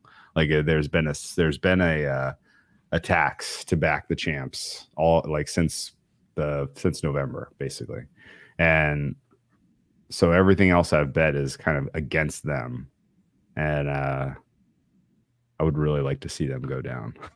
So I'm kind of into this, and kind of like every time they performed, like Game 1 and Game 2, I was obnoxious around my friend group. Just see, I told you these guys, like told you they were overrated, told you they were frauds, and ultimately if that turns around to to come back the other way against me, then I'm gonna be a sad. Is any of that public though? Or is that all private? Oh, all what, the shit talking? Yeah. Mostly private, yeah. So although there were a couple of fun you bet segments, because Lockie and Ken are like full on Team Nuggets. They're like really Lockie is big on the Nuggets. They're big Nuggets, and every time I go on, I just tell them I don't understand these Nuggets prices, and then the next segment they're like, "Should we bet more Nuggets?" And I'm like, all right, guys, good luck. winner of this series, or versus Celtics. Let's hypothetical Celtics. No Porzingis. Just say he's not back. Yeah, if he doesn't come back, boy. Man, my Celtics Porzingis number against my Celtics no Porzingis number against the Timberwolves is going to say Celtics more than 50%. Against the Nuggets, it's not. He's the one guy they couldn't afford to lose, in my opinion, and I've said that a dozen times. Like I can't if he doesn't come back, and if he's not. I don't know. I don't even know if he needs to be like 100% himself, but he needs to be at least 70. But they need more big. They need him on the floor. They need more big depth. Like their defense with Horford on the floor, like Evan Mobley was having himself a little party. Like there's no doubt that either of these teams is going to have, particularly the Nuggets would have an absolute field day if your primary defensive big is Horford. That's bad. Yep. And your alternate is Cornette. We were just making fun of that. Right before we jumped on, we were talking about Horford and Cornette and the Cornette versus Joker matchup. Yeah, that's not a fair fight. And that's not to say that that's not to say that you can't get enough offense otherwise. Because like my biggest I've mostly just been critical of the Nuggets through the lens of the market rating. Like I don't doubt that this is a good team at all. Like that's not the point. But the way that they've been rating as so likely to win the West, I just never kind of felt that was right.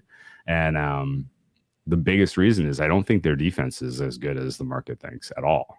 And the Celtics should be able to just slice and get good looks from three, and their bench should win all the minutes and in emphatic fashion, even without Porzingis. But the problem is every single close game, every time there's like a fourth quarter, 4 minutes left, and it's within like two buckets, like easy bet Nuggets are going to win this game, because there's no like key way to stop what Jokic is doing out there without Porzingis on the floor. And in reference, Boston are the anti 2-point game in the fourth quarter because they just revert to iso ball, which reverts them to a horrible basketball team. Yeah.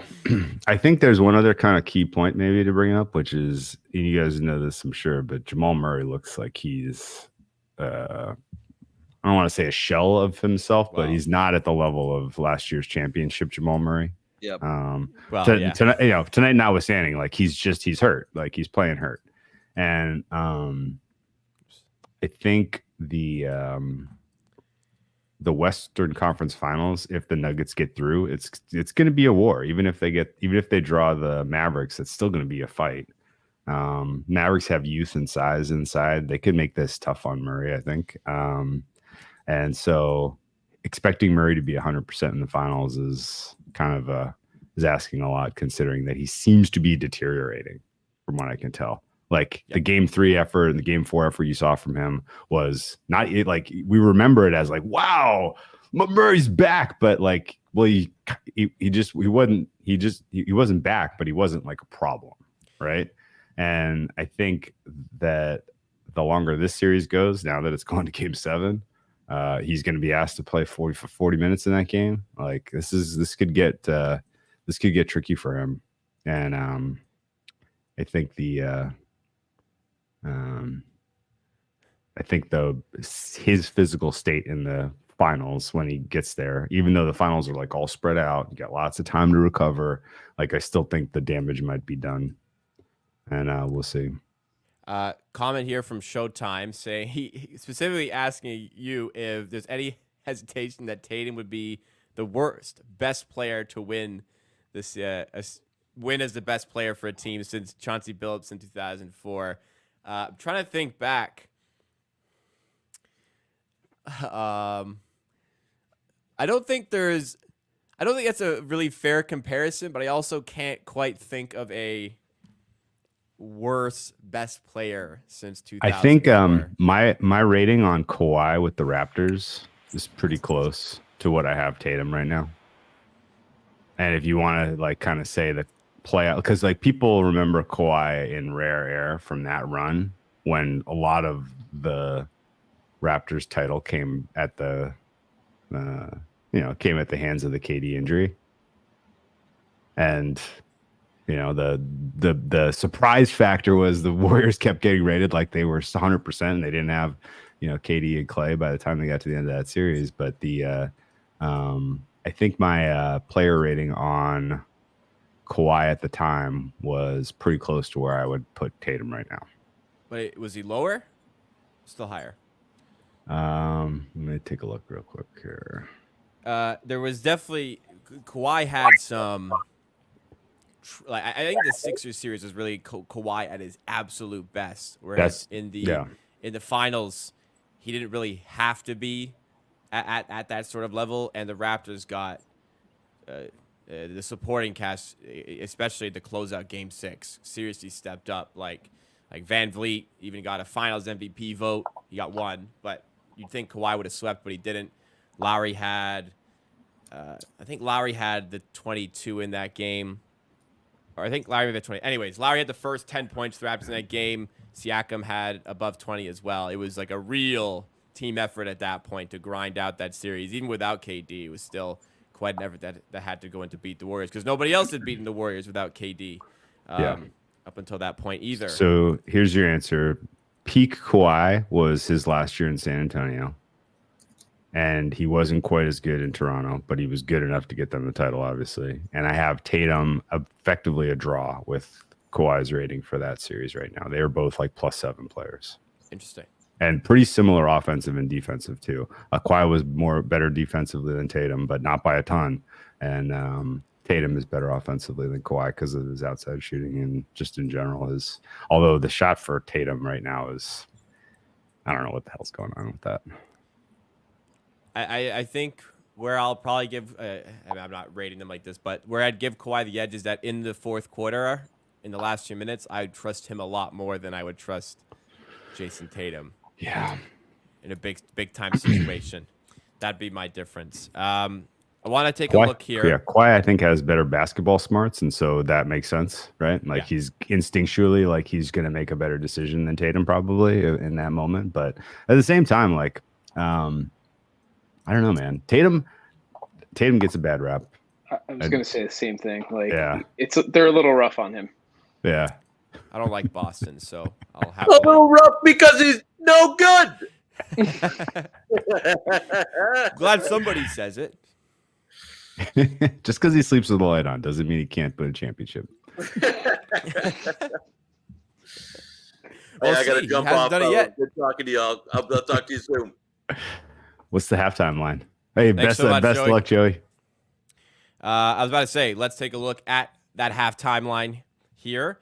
So it actually doesn't seem to have fluctuated much since we got to halftime. 199.5 is the current line, market consensus. You said you have the under 205. I'm currently on the live under 204.5. Clive, did you end up getting yourself to go with the under, or you still? No, it's interesting. I'm looking at one of the books on their Sport Trade, and they just have a significantly different price. Not than what's on here, but it's super juiced here. I don't know if it's stale, but minus 264 for that. I might just take them off. Would you guys think of how the game was called in the first half? It felt like they were kind of letting them play in the first quarter, and then it got a little bit more relaxed in the second quarter. I thought if they were in Denver, potentially maybe a couple of calls might have gone against Cat. I mean, he was physical, but you could definitely make a case that some of those were fouls. I thought they let them play a lot.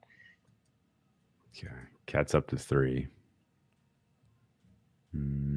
Yeah, first quarter it kind of felt like they were just letting it go, and then the second quarter we had a little bit. I didn't really see anything too wrong with the officiating. I didn't notice it, so I guess that's kind of where you get to the point where it seems like it's going fine if I'm not noticing it. It was like you could have called it, but I'm kind of glad that they didn't. Yeah, the Towns one will be interesting because we've seen some comebacks in the playoffs. I'm not prepared. Like we're kind of treating like Timberwolves are ready to run away with this. We've seen some comebacks in the playoffs, especially if your team has Nikola Jokic. You're not dead and buried in any game, and Towns is the catalyst for this. We've kind of said already. His defense, when he's locked in, it's going to be very tough for Denver to go anywhere. So if he picks up an early one, if I'm Malone right now, I'm saying attack Cat right out the gate here. This is the weak point. If we can get him on 4 fouls, this should just spark the run we need to get back in this game. Yeah, because Denver's having a hard time generating any good shots outside of trying to get Jokic the ball. So if Towns is going to be clamped on him, it's get ready to go back to Denver. Even when they are, they're not making their shots. Like Holiday had like an insane plus minus. I don't know if it maintained in game 5, but up until game 5, he had an insane net rating in this series. He's 0 of 3 from 3, 0 of 4 in the game. We saw Murray's 1 of 10. Yeah, they're not hitting the shots even when it's not Jokic getting a good look. Yeah. Yeah. So there was pretty aggressive betting into the over. Like somebody was pretty sure that the total was wrong. Got bet up from 99.5 to 101 over the balance of that halftime period. Oh, interesting. And a little bit of enthusiasm on Denver, although right at the close, somebody came in and took a cheap 6+6 second half for Minnesota. I mean, the third quarter, this is a big gap, but it's doable. Third quarter is going to be the telltale here. I mean, the third quarter of Denver is in the back of my mind. If I'm a Minnesota backer, if I'm a Minnesota fan, if I'm a Timberwolves player, I'm thinking about what Jokic did in that quarter. And this is probably going to be these first like 2 or 3 minutes. Just a massive. Yeah. So where do you think it is where Denver throws in the proverbial white flag, throws in the towel? Like at what point? What do they have to be down late in the third? Yeah, I would say it's more like 9 minutes in the fourth quarter. If they don't close the gap in the third, and then the Timberwolves come out and put a little bit more on in the beginning of the fourth with their bench, then we don't see the starters again. Yeah. That's kind of my thought. Otherwise, we'll see them again. And honestly, they're like, gonna get. Yeah, you don't. You guys think they don't really care about Jokic is he's a never-ending energy machine somehow, some way. He played 50 minutes against the 4 overtimes against the Timberwolves and against the Trailblazers, and then came out the next game and played another 48 and was electric. Like I don't know, he's got more endurance than I think anyone really gives him credit for. So they'll probably just let him play even if it's close. He's got carbs to burn. Yes, yeah. He's got an efficient. He's converting those carbs into energy in the most efficient manner we've ever seen. No question. Like if you saw that's go ahead, Jay. Oh, sorry. Just is for the minutes thing. I think they just lead the starters out start of the fourth to try and get the spark. If it's not there, they sub them out. I agree with you on that. Second half totals up to 102 now. Okay, so that was apparently the wrong opener by a lot. Well, how much did the total move? 99.5 to 102.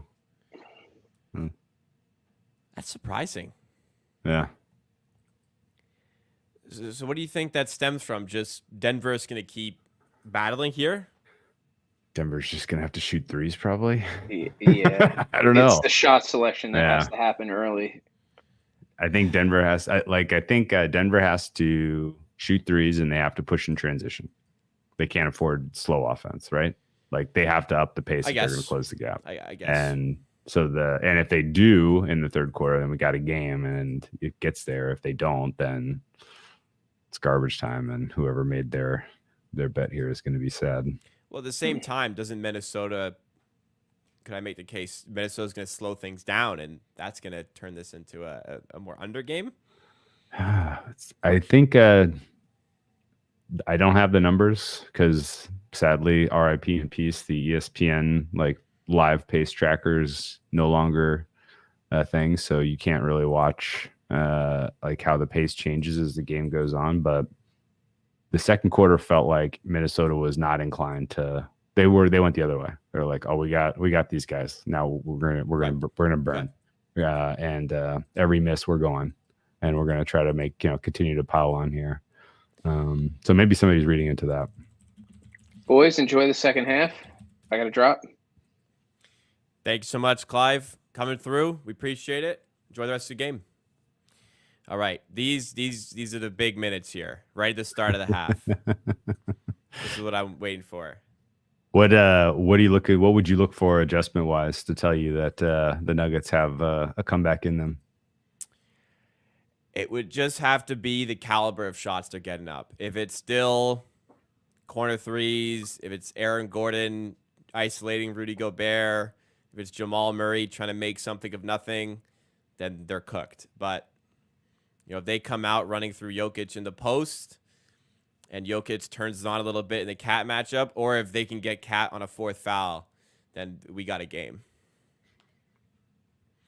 But if Malone isn't like just attack Towns, just bait him into something, then they've made a mistake. But let's see. Sometimes you don't even need to do anything special for Towns. You just got to let him fuck up. Yeah, He does that a lot. Seems entirely plausible. All right, Okay. out the gate, we can try to sync up here. I'll just wait for the Gobert free throws, then we can count in. I imagine you'll be ahead of me if you want to. I switched over to the broadcast just so we could be on the same page. All right. Gobert at the line. First play of the quarter. What adjustments do you see coming for Denver? What do you think they're going to throw at them? I think they double Ant defensively, and I think they try to force the other players to make their threes and run on the misses. Gobert You know misses what? both. Maybe hack Rudy. Might work there. Okay, let's see. Jokic for 3. Towns gets lost. Oh, he's 0-4 from 3. Has a great look. Yeah, I know they're not shooting the 3 well. They're 4 of 22 now, but that's a great look. The funny thing is, if you look through the games this year for Denver, the games where Jokic is taking 6, 7, 8 threes, they're much worse offensive efficiency and win-loss. And so that was kind of key, I thought, in game 1, where they basically just dared him to shoot. And he took 9 3-pointers, which was the high point of his entire season. He never took more than 8. He took 9 in game 1. Right there. That shot right there. That's not going to get them back in this. Murray off the screen into a movement 3 with a hand up. I don't know if this is just to trying to get him going, but after the first half, I can't believe he took that shot. Jeez. Oh, he just got run over defensively too. Oh boy. Yeah, if you're holding big old stake on Nuggets, I don't think you're excited about what you're seeing out of Murray tonight. No. This is like as bad or worse than game 2 in terms of what he's giving you. Nice look to Gordon, but yeah, McDaniels is cooking today. I had his under today. He's double he's double that amount already. And the corner 3. My goodness. Well, if I think I said the first 2-3 minutes were going to be massive. Denver have not shown anything, and Jokic turns it over. Denver have not shown anything like them getting back in this game at all. Oh wow. That's Super special for rare Mance turnover. right there. Woo. Okay. Well, a little Olay action too from the rest of the Nuggets. Not good body language. I'm a body language expert. Don't love the Nuggets body language right now. That's what I said. First 2-3 minutes. That'll decide the game. And yeah, I think it's been pretty much decided here. Denver, don't look in it to me. Oof. I don't know. Yeah, I don't know how you. I guess when Denver started up 9-2, I said, Timberwolves aren't here to play today, and then they came out and went on a. I guess in the end it turned into like a 27-2. Yeah, like 27-2. We could even extend it to they went on a 46-15 run or something like that. But yeah, Denver just have not had the demeanor about them to win this game. So what's your futures book look like? What are you pulling for macro? I don't have a ton on this. As far as the series, Jokic over 28.3 points per game, which this game actually won't hit it super hard. He's currently averaging like 29. So if he can get like another 10 here and get to like 25, 26, that'll be solid, because I think game 7, no matter what, he's getting like 40, 40, 45 minutes. Yeah, he's got to be. He's got to be the max usage you'll ever see of him in Game 7, I would guess. Yes. What do you see that tracks live scoring within series? That was at DraftKings. DraftKings? I think not for betting, but like, how do you keep track of it? You just got to calculate yourself. I look at the box scores and add them up. No specific spot. I looked, but there's nothing. So just added them up the old-fashioned way. Other than that, Eastern Conference to win an Eastern Conference team to win the championship. It was kind of near the 3/4 way through the regular season. It was mostly just a play on Boston. Thinking Boston were the #1 team. This is before Denver had really kicked on as well. I know you're not like huge on Denver price-wise, but like Denver, if you think back like 60% of the way through the season, let's think of like the All-Star break. Denver were not held in the regard they are right now. They really propelled themselves upwards near the end of the season. I know they didn't. Yeah, they clowned their way into the All-Star break. Yeah, they were cruising. I mean, they could, I guess. Yeah. Then they locked in and won 57 games. I'm trying to remember what happened on the way in. On the way in, they lost 3 straight to the Kings, the Bucks, and the Kings. And 2 of them were non-competes on the road. Let me pull it up. But yeah, they were not like this juggernaut of a team that we're now thinking they are. Yeah, and they came out and they played a bunch of garbage teams that were tanking, like the Wizards and the Blazers. Actually, they went on a decent-ish run against some good teams.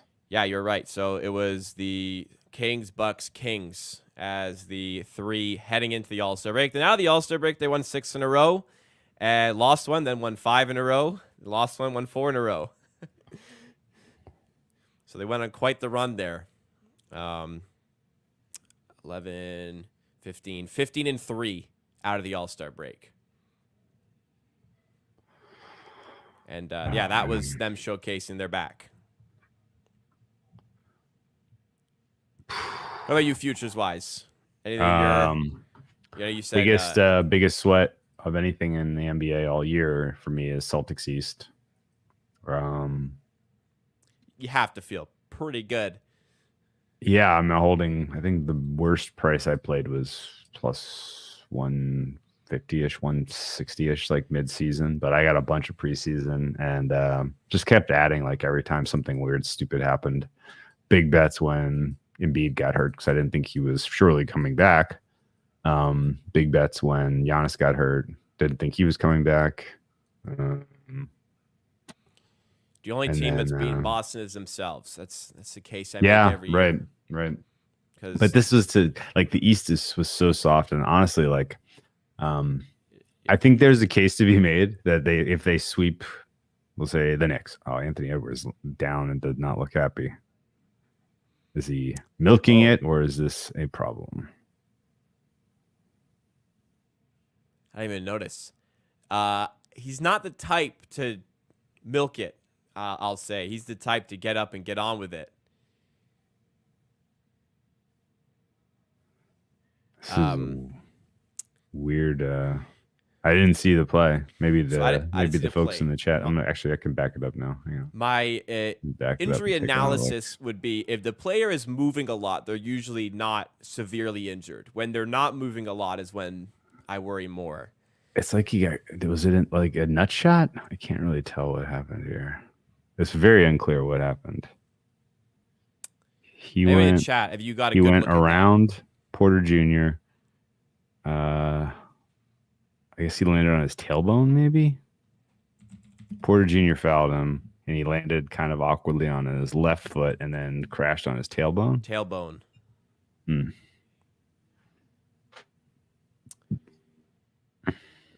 Tailbone can be painful, but it's probably just a stinger. Yeah, that's what I'm thinking. I don't want to say it and like have it be severe, but I would say typically it didn't look like a knee. It didn't look like an ankle. Yeah, tailbone is just an impact injury, which you want it to be. You want it to be impact. Okay. But yeah, so Celtics is my biggest need, and West I have a decent stack now on the Thunder, which doesn't feel great, but the prices were real slow on them. Like they were 20-1 when it looked like they was very live. They were going to get the 1 seed. I bet some of that. I bet some more at 5-1 to start the playoffs when I thought like this team should handle Pelicans easily, and actually is on the right side of the bracket. Yeah, the effort last night from the Thunder was pretty disappointing. I hope they bring this type of effort that we're seeing from the Wolves tonight in Game 6 because the concern for OKC is like Kyrie has not been much of a factor. Doncic hadn't been a big factor until Game 5. Yet Dallas is up 3-2. Like they're not. It's nothing. Yeah, and would be over if they didn't if they didn't bottle the end of Game 4. Yes, they really did bottle that. Free throws and it just SGA hitting absolutely everything. And if SGA doesn't hit everything, the Thunder don't win because nobody else is hitting anything. They got OKC look like a young team in their first big time playoff series. That's what it is here. Yeah, to me. But I'm not going to count any team out. I certainly would have thought Denver losing 2 straight at home to open a series would not be up 3-2. Yeah. Been a while since this happened. Yeah. Piv's mentioning in chat, tailwind's usually more painful the next day, which is significant. How many days? I would be surprised if the Game 7 isn't Saturday. Oh, I'm surprised. It's Sunday Game 7, so a bit of extra rest time for anything here. Now they're showing it on the broadcast. Went up. No malice in that. Just he's holding his back, they said. Okay. Yeah. Tailbone, I get. It didn't look like he landed that hard.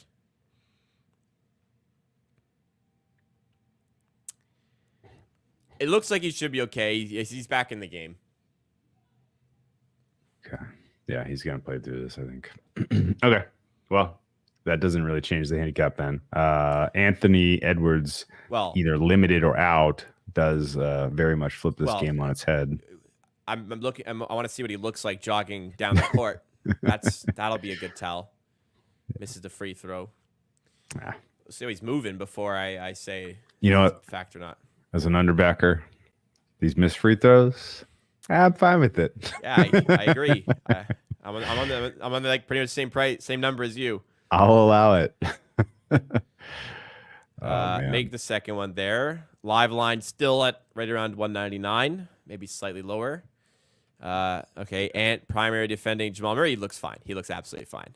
Yeah, he fouls him, but he looks like he's moving, no problem. Yeah.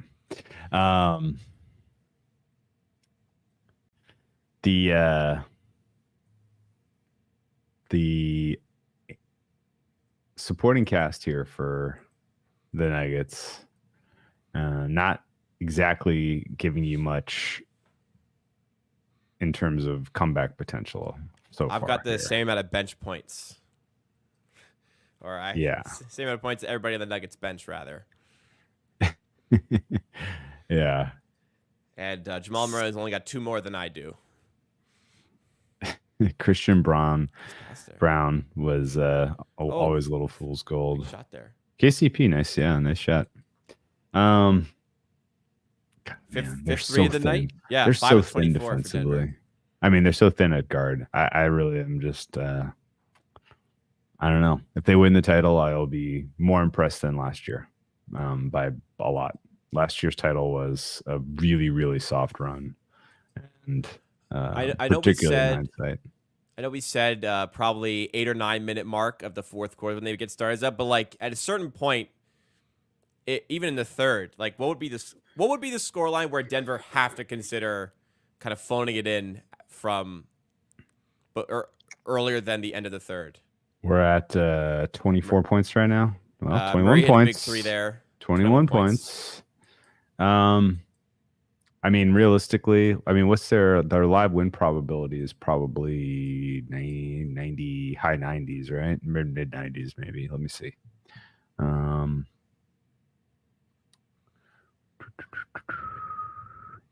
I was I'm thinking at like high 90s. if it's like 30 something points, then at some point it's not even worth risking it for Denver. Yeah, 30 is it's a fair round number. If you're down 30 as the third quarter is winding down, I think you call off the dogs. But even more like if you're looking at win probability, we're somewhere between 95 and 98, depending on what model how you're modeling win probability. Right. If it gets to 98 towards the end of this quarter, then I don't know what is served by pushing your guys. To a degree, when you call off the dogs, you allow your opponent to call off the dogs, though. So if your guys are out there just running it out and their starters are on the floor and they're trying and they're showing off for the crowd and they're feeling good and they're getting they're blowing up, then it's not that big of a deal, I don't think. Denver have just not changed their demeanor at all from halftime. Like I really thought we'd get some sort of thrust for the third quarter. They just have come out the same. Yeah, they look very lethargic. Maybe this is more like just I should be more impressed by the Timberwolves than I am like down on the Nuggets, but I don't think so, man. I I'm think the they've same been great. exact headspace as you on this. Like I think it's both. The Timberwolves have been great, but the Nuggets have just not been there as well tonight. Series win probability wise, how much would it change for the Western Conference Finals if the Mavs Thunder go to 7? Does that factor in for you? Like they have to play an extra game? Yeah, definitely. Although it would have mattered more if the Thunder could close in 6, right? 3 there. Yeah. If it was Thunder in 6 and then they're at home prepping for you and you have to play a game 7, that flips Western Conference heavily in favor of OKC. Now, Mavs getting an extra day, but then traveling to Denver or Minnesota doesn't really move the needle much, I don't think. Because game 7 is Sunday, game 6 is Saturday, and game 7 for Mavs Thunder would be Monday if it happens. Let's hope. You want that. We want that to happen. We'll see if it does. But I think the big win the sneaky win probability steal would have been if it was whoever wins this, because game 7s are so physical. They're so taxing. Like look at what happened to the Cavs in game 1 against the Celtics after the game 7 quick turnaround. Like that team was just not. They gave you a quarter and then it just all the wheels fell off. And I think you can kind of expect that from a team coming off of game 7. But if they're at home and then you're only getting 1 extra day rest and you're going to altitude, then probably neutralized. Right. Looking at the live total it's about 200.5, 201. Man, the overbettors will not give up on this. They are not giving up. I mean, big shot rate for the timeout there, but it's 74-48. Good make there by Gordon. It's a 24-point game midway through the third. I guess the pace has stayed just watching. The pace is still relatively let's see high. Let's check the next 3 possessions. The next kind of true sets for the Timberwolves and see how much is on the shot clock when they get the shot off, because we're already down to 16 and they look like this possession is milking mode. This 10 on the shot clock. Okay. So they were. That one was just, he was wide open. I'm not sure how quickly they were trying to get set there, but let's see. Denver. They got the look they were looking for around under 10. Yeah. Denver hustling a little.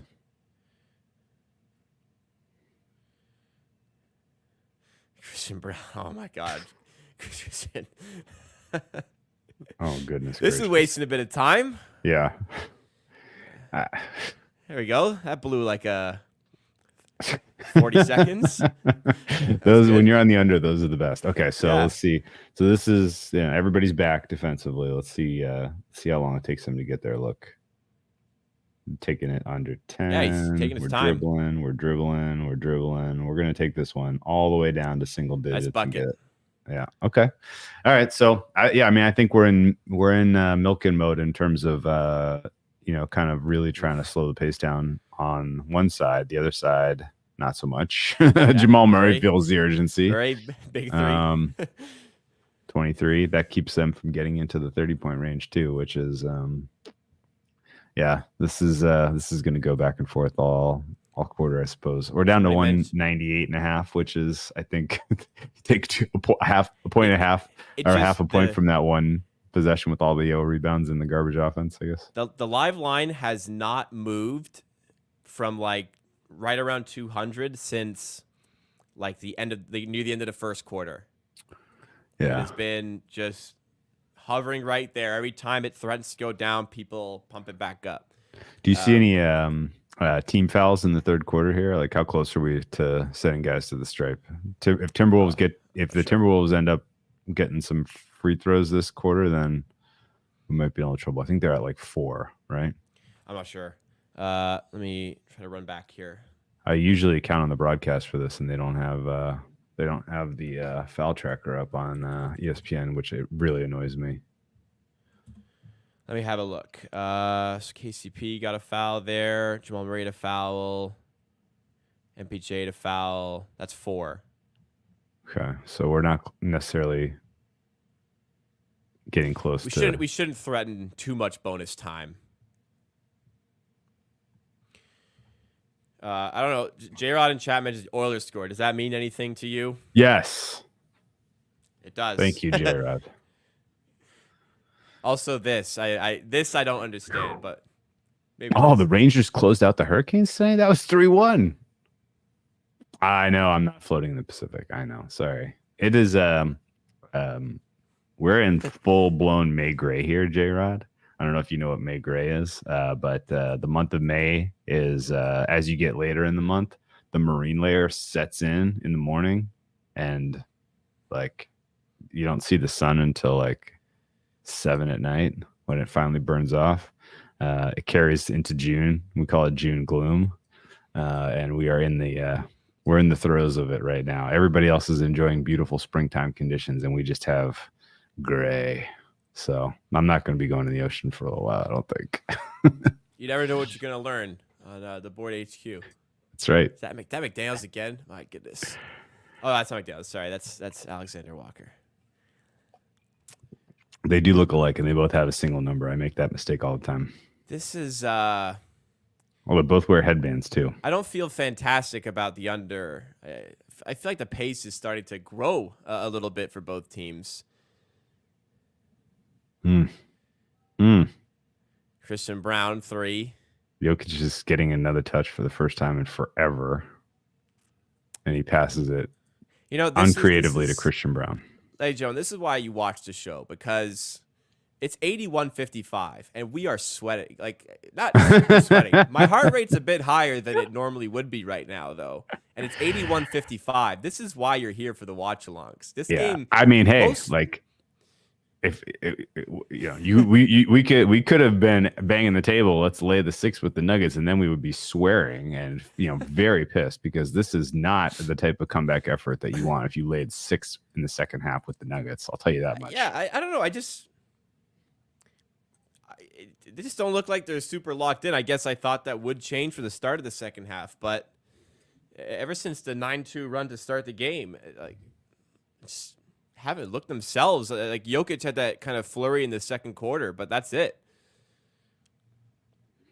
And everything Denver throw, like they hit a big 3, Minnesota answers. Yep. But yeah, we still got action here on the game. 81-57.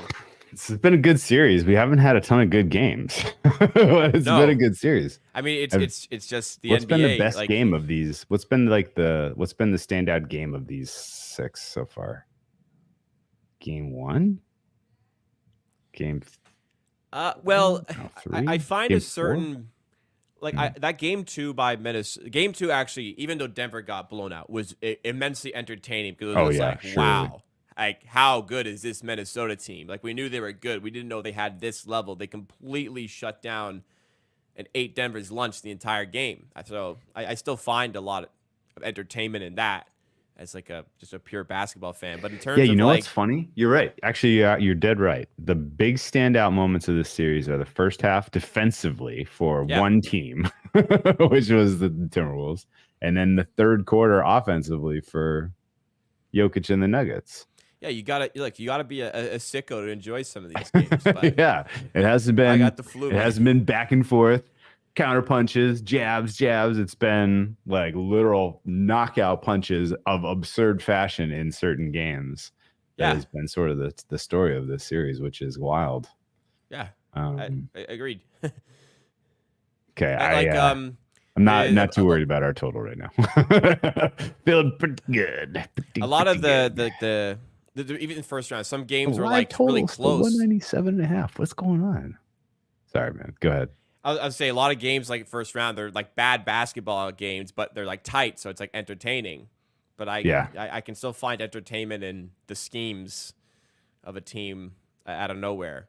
Whereas like at this point, we kind of know what to expect. It's not as big. So anyways, here we are. We're almost at the 30 mark. We're gonna be close. I guess we'll just see what Denver's lineup is to start the fourth, and if we're on track. But I think it's on track to where we thought it'd just be a couple minutes into the fourth, and it's done. God, Naz Reid. I think Jokic played the entire third quarter, right? He, but he did play the entire first and then started the second. Okay. If he makes that. If he made that. I think the total's creeping down now. We got a little cold spell there. Yeah, finally the air came out of that thing. I was not understanding what was going on there. I mean, I guess it's easy in hindsight to say, but it felt like a lot of tough shots were going in that run as well. Yeah, I was. So once the shots 100% cooled off, once the shooting cooled off, that was probably the time to play the under, to be honest, because every shot was dropping for a spell. Yeah, we're at. It's going to be like 195 on the total in the second tier. We're looking really good.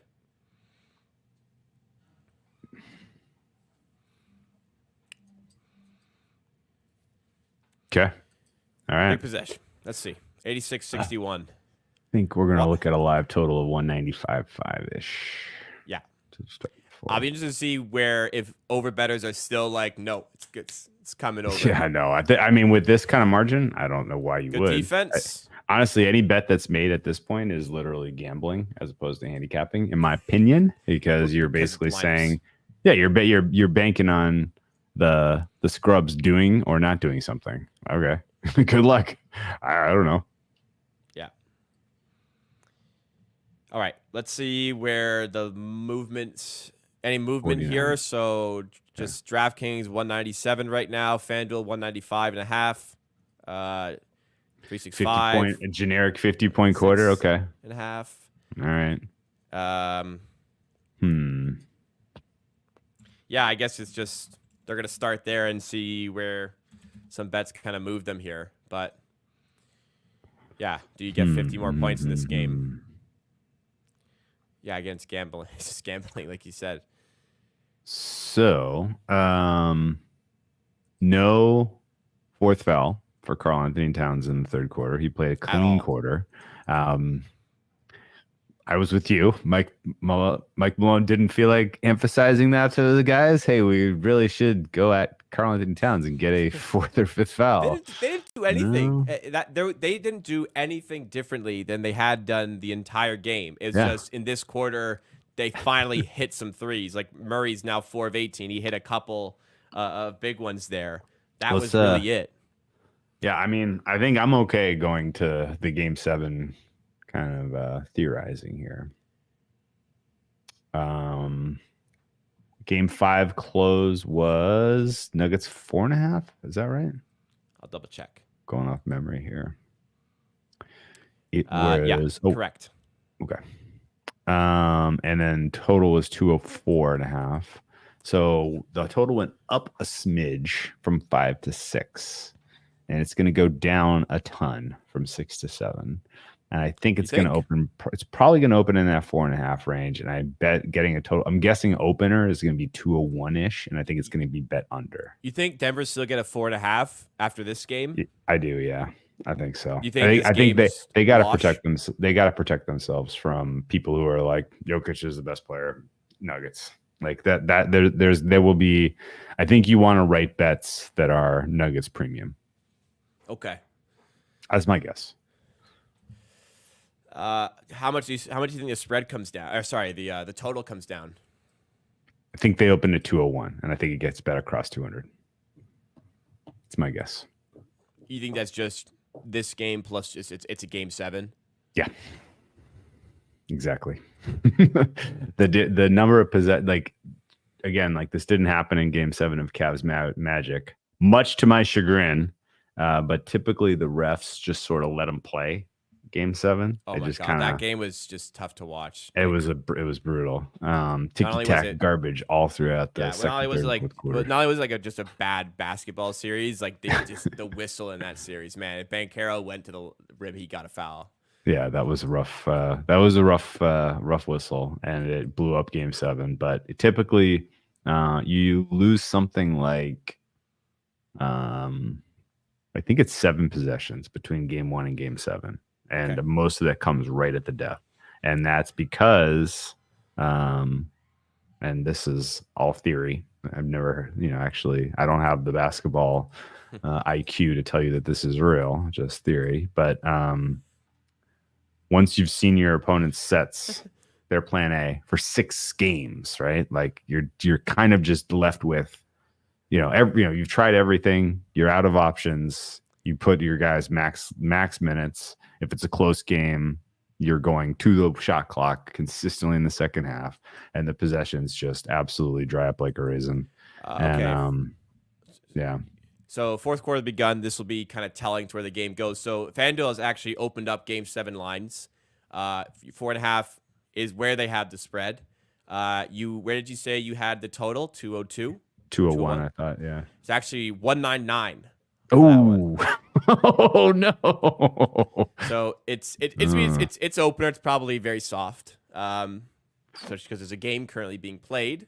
Sure, but yeah, that's lower than I expected.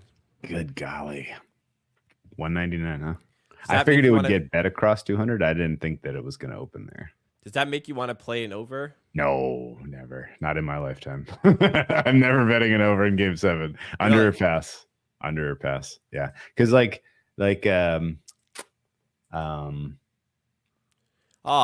to interrupt, but Denver have scored their first bench points of the game. Oh, look at that. Was it Brown? Yeah. Brown. Why is it Brown? Yeah.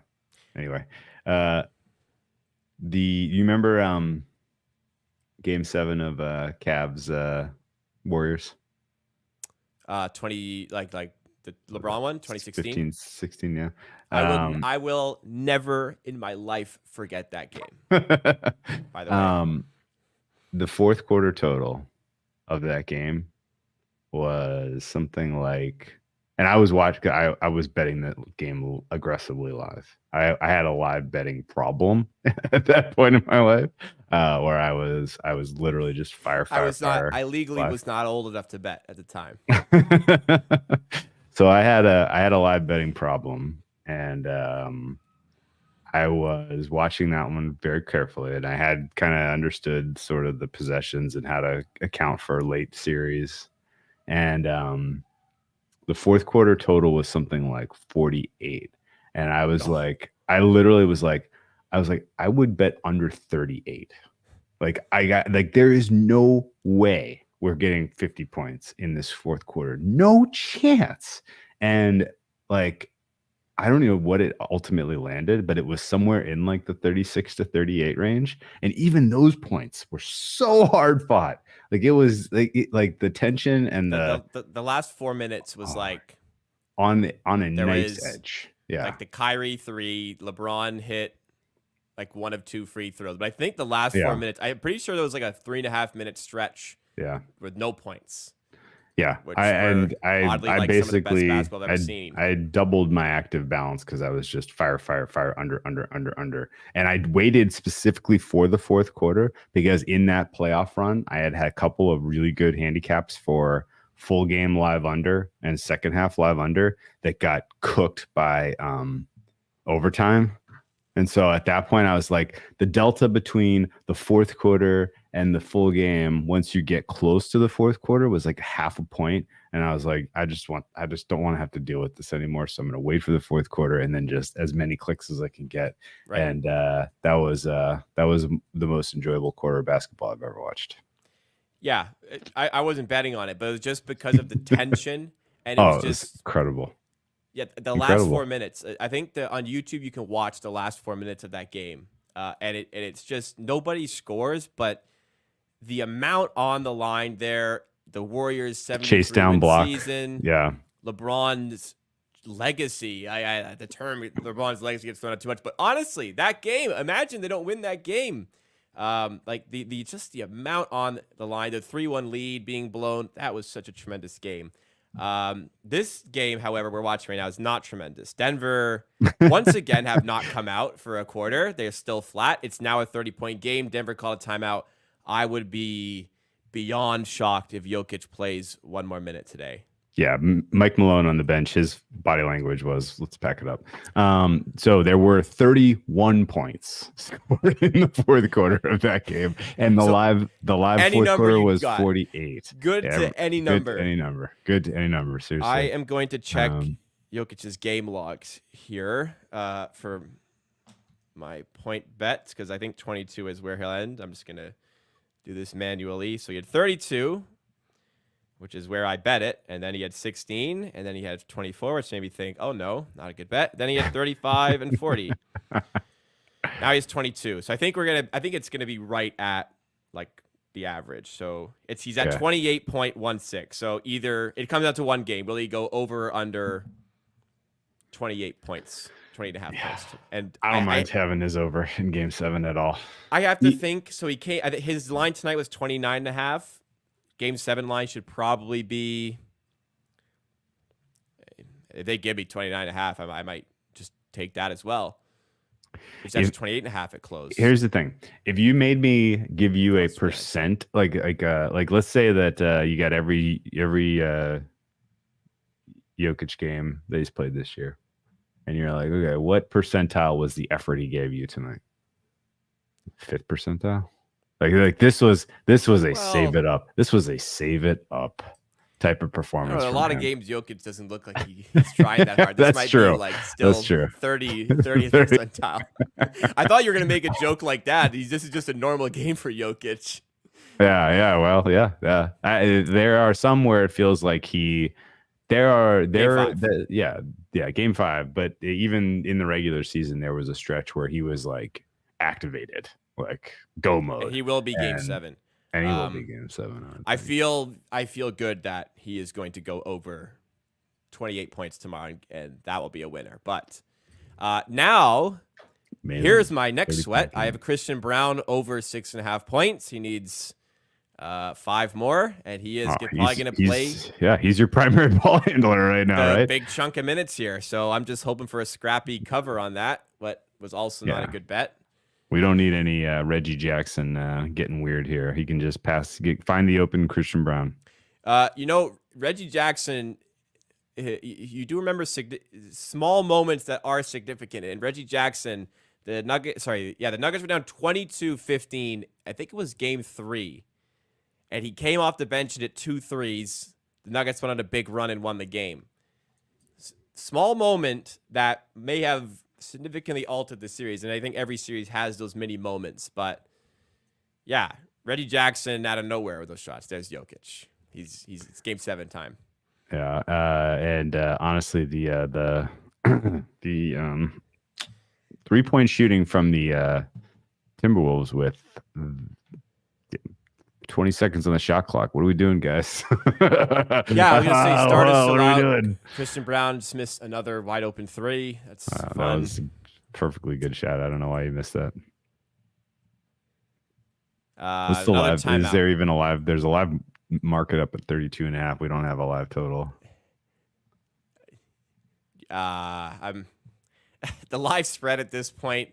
32.5. How can you? Yeah, How can that's you just- like you're just- justify? You're just looking for action, I think. Right? Like if they're getting the degens.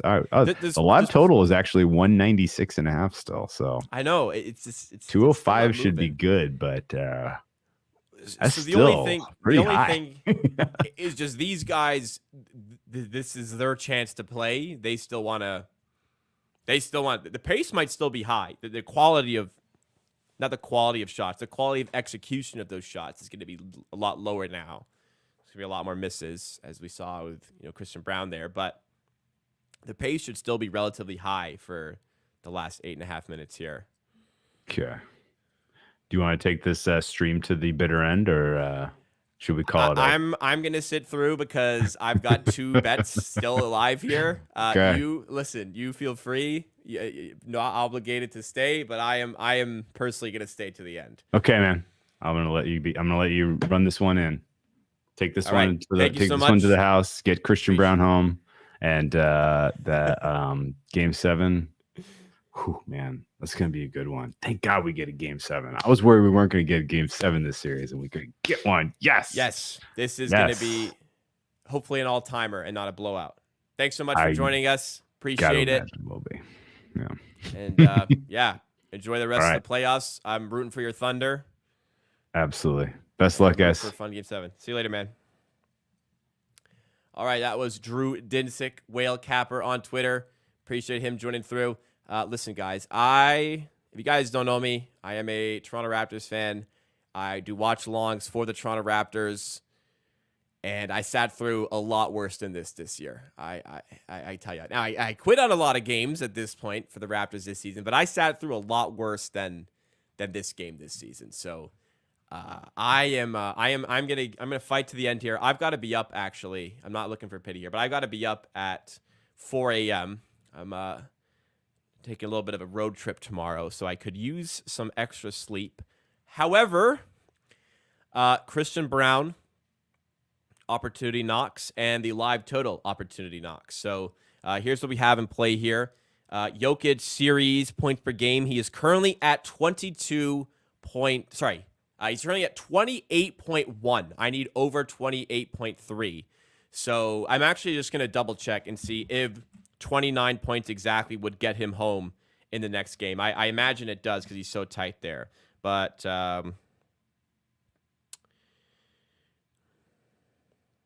so adding up all those, plus if he got 29 in the next game.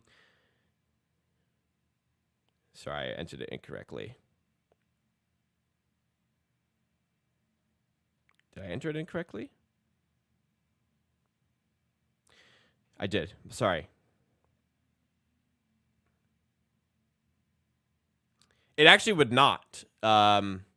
Assuming they don't round up. I need Jokic to get 30 points in Game 7 for that bet. 29 would not do it. Christian Brown is still live. Well, this changes things. Christian Brown is not in anymore, so now I don't feel compelled to watch DeAndre Jordan minutes. I got to tell you, watching Christian Brown for 8 minutes sounded a whole lot better than watching DeAndre Jordan for 8 minutes. Who do we got? We got DeAndre Jordan, Peyton Watson. I like Peyton Watson. Is that Julian Strother? I'm on pretty low res here. I can't quite tell. I believe it is. Reggie Jackson. Then we got Gobert. We still got Gobert in, Naz Reid. Monte Morris is now in for the first time. Nikhil's in. Slow-mo in. It's still a decent lineup. Okay. Once I'm at the point where I'm pretty much saying, yeah, my total's fine, which should be in 2 minutes, I'll wrap it up. But yeah, Christian Brown not being in kind of sucks. So, anyways, I look for some bets for today's game to have some action. I'm not upset with the prices I got. I think I got a good spot on Christian Brown over on points. And I think I got a good spot for McDaniels under on points. It just is what it is. Didn't work out today. But happy to recoup that. It seems like I will recoup that with the live total under. And yeah, just went with my gut there. Thought the pace would thought the shot making would decline. Thought Denver were flat. They'd stay flat. Timberwolves locked in, and indeed that was the case. Yeah, Jordan McLaughlin minutes. This is not good. I'll give you one more minute, guys. But to wrap things up, thanks guys so much for tuning in today. This was our first watch party of the season on the Board YouTube channel, and we're gonna try to continue to do more watch parties like this. I would say look out for Thursday nights. That's typically what I'm gonna aim for as the host. As we go to a timeout here, it's a 40-point game. Honestly, if this one does go over the live line, I don't want you guys to see me, so I need to get some extra Z's in. I'm going to take the opportunity to do so. But keep a lookout on the Board YouTube channel. We had a great cast of guests today, and I'm sure we will continue to have great cast of guests for the rest of the watch parties that we do here. We should have a bunch coming on Thursdays in the conference finals as things heat up. In the NBA finals, we did like almost every game of the NBA finals last season, and I had a lot of fun hosting this one tonight. Thank you guys so much for joining in today. The chat also enhanced it, made it a whole lot more entertaining to see your reactions, see your analysis on it. And hey, if you tailed my live bet, you probably will win from here. The live line's at like 193 now. You probably will win. If you tailed my Jaden McDaniels pregame bet, you probably won't win, or you didn't win because that already lost. But yeah, thank you guys for tuning in tonight. That'll do it on the Board YouTube channel. Tomorrow is avoided content. I traded my Monday vacation day because it's a long weekend in Canada for a Friday vacation day. I'm off tomorrow. I'm away this weekend. We should be back on, well, depending on what the situation is for these games, we should be back on Monday with a pick and roll episode. That'll be dependent on just if we can find any good bets, if anything can go down for pips. So keep a lookout on the Twitter, on our Twitter account at the Board HQ for all information on our content. It's also easy to subscribe to this channel and hit the notification bell. But if you enjoyed my company here tonight, it does mean a lot if you hit that like button. If you want to see more content like this, support it. You support the content, I promise you we'll do more of it. You, the audience, are the decision makers when it comes to the content here. If you want more of it, you watch and support it. We'll bring you more of it. I promise you that. Thank you so much again, guys. Hope you all have a great Friday. Hope you all have a great weekend. And I'm hoping to see you soon on the next one here on the Board YouTube channel. We're signing off.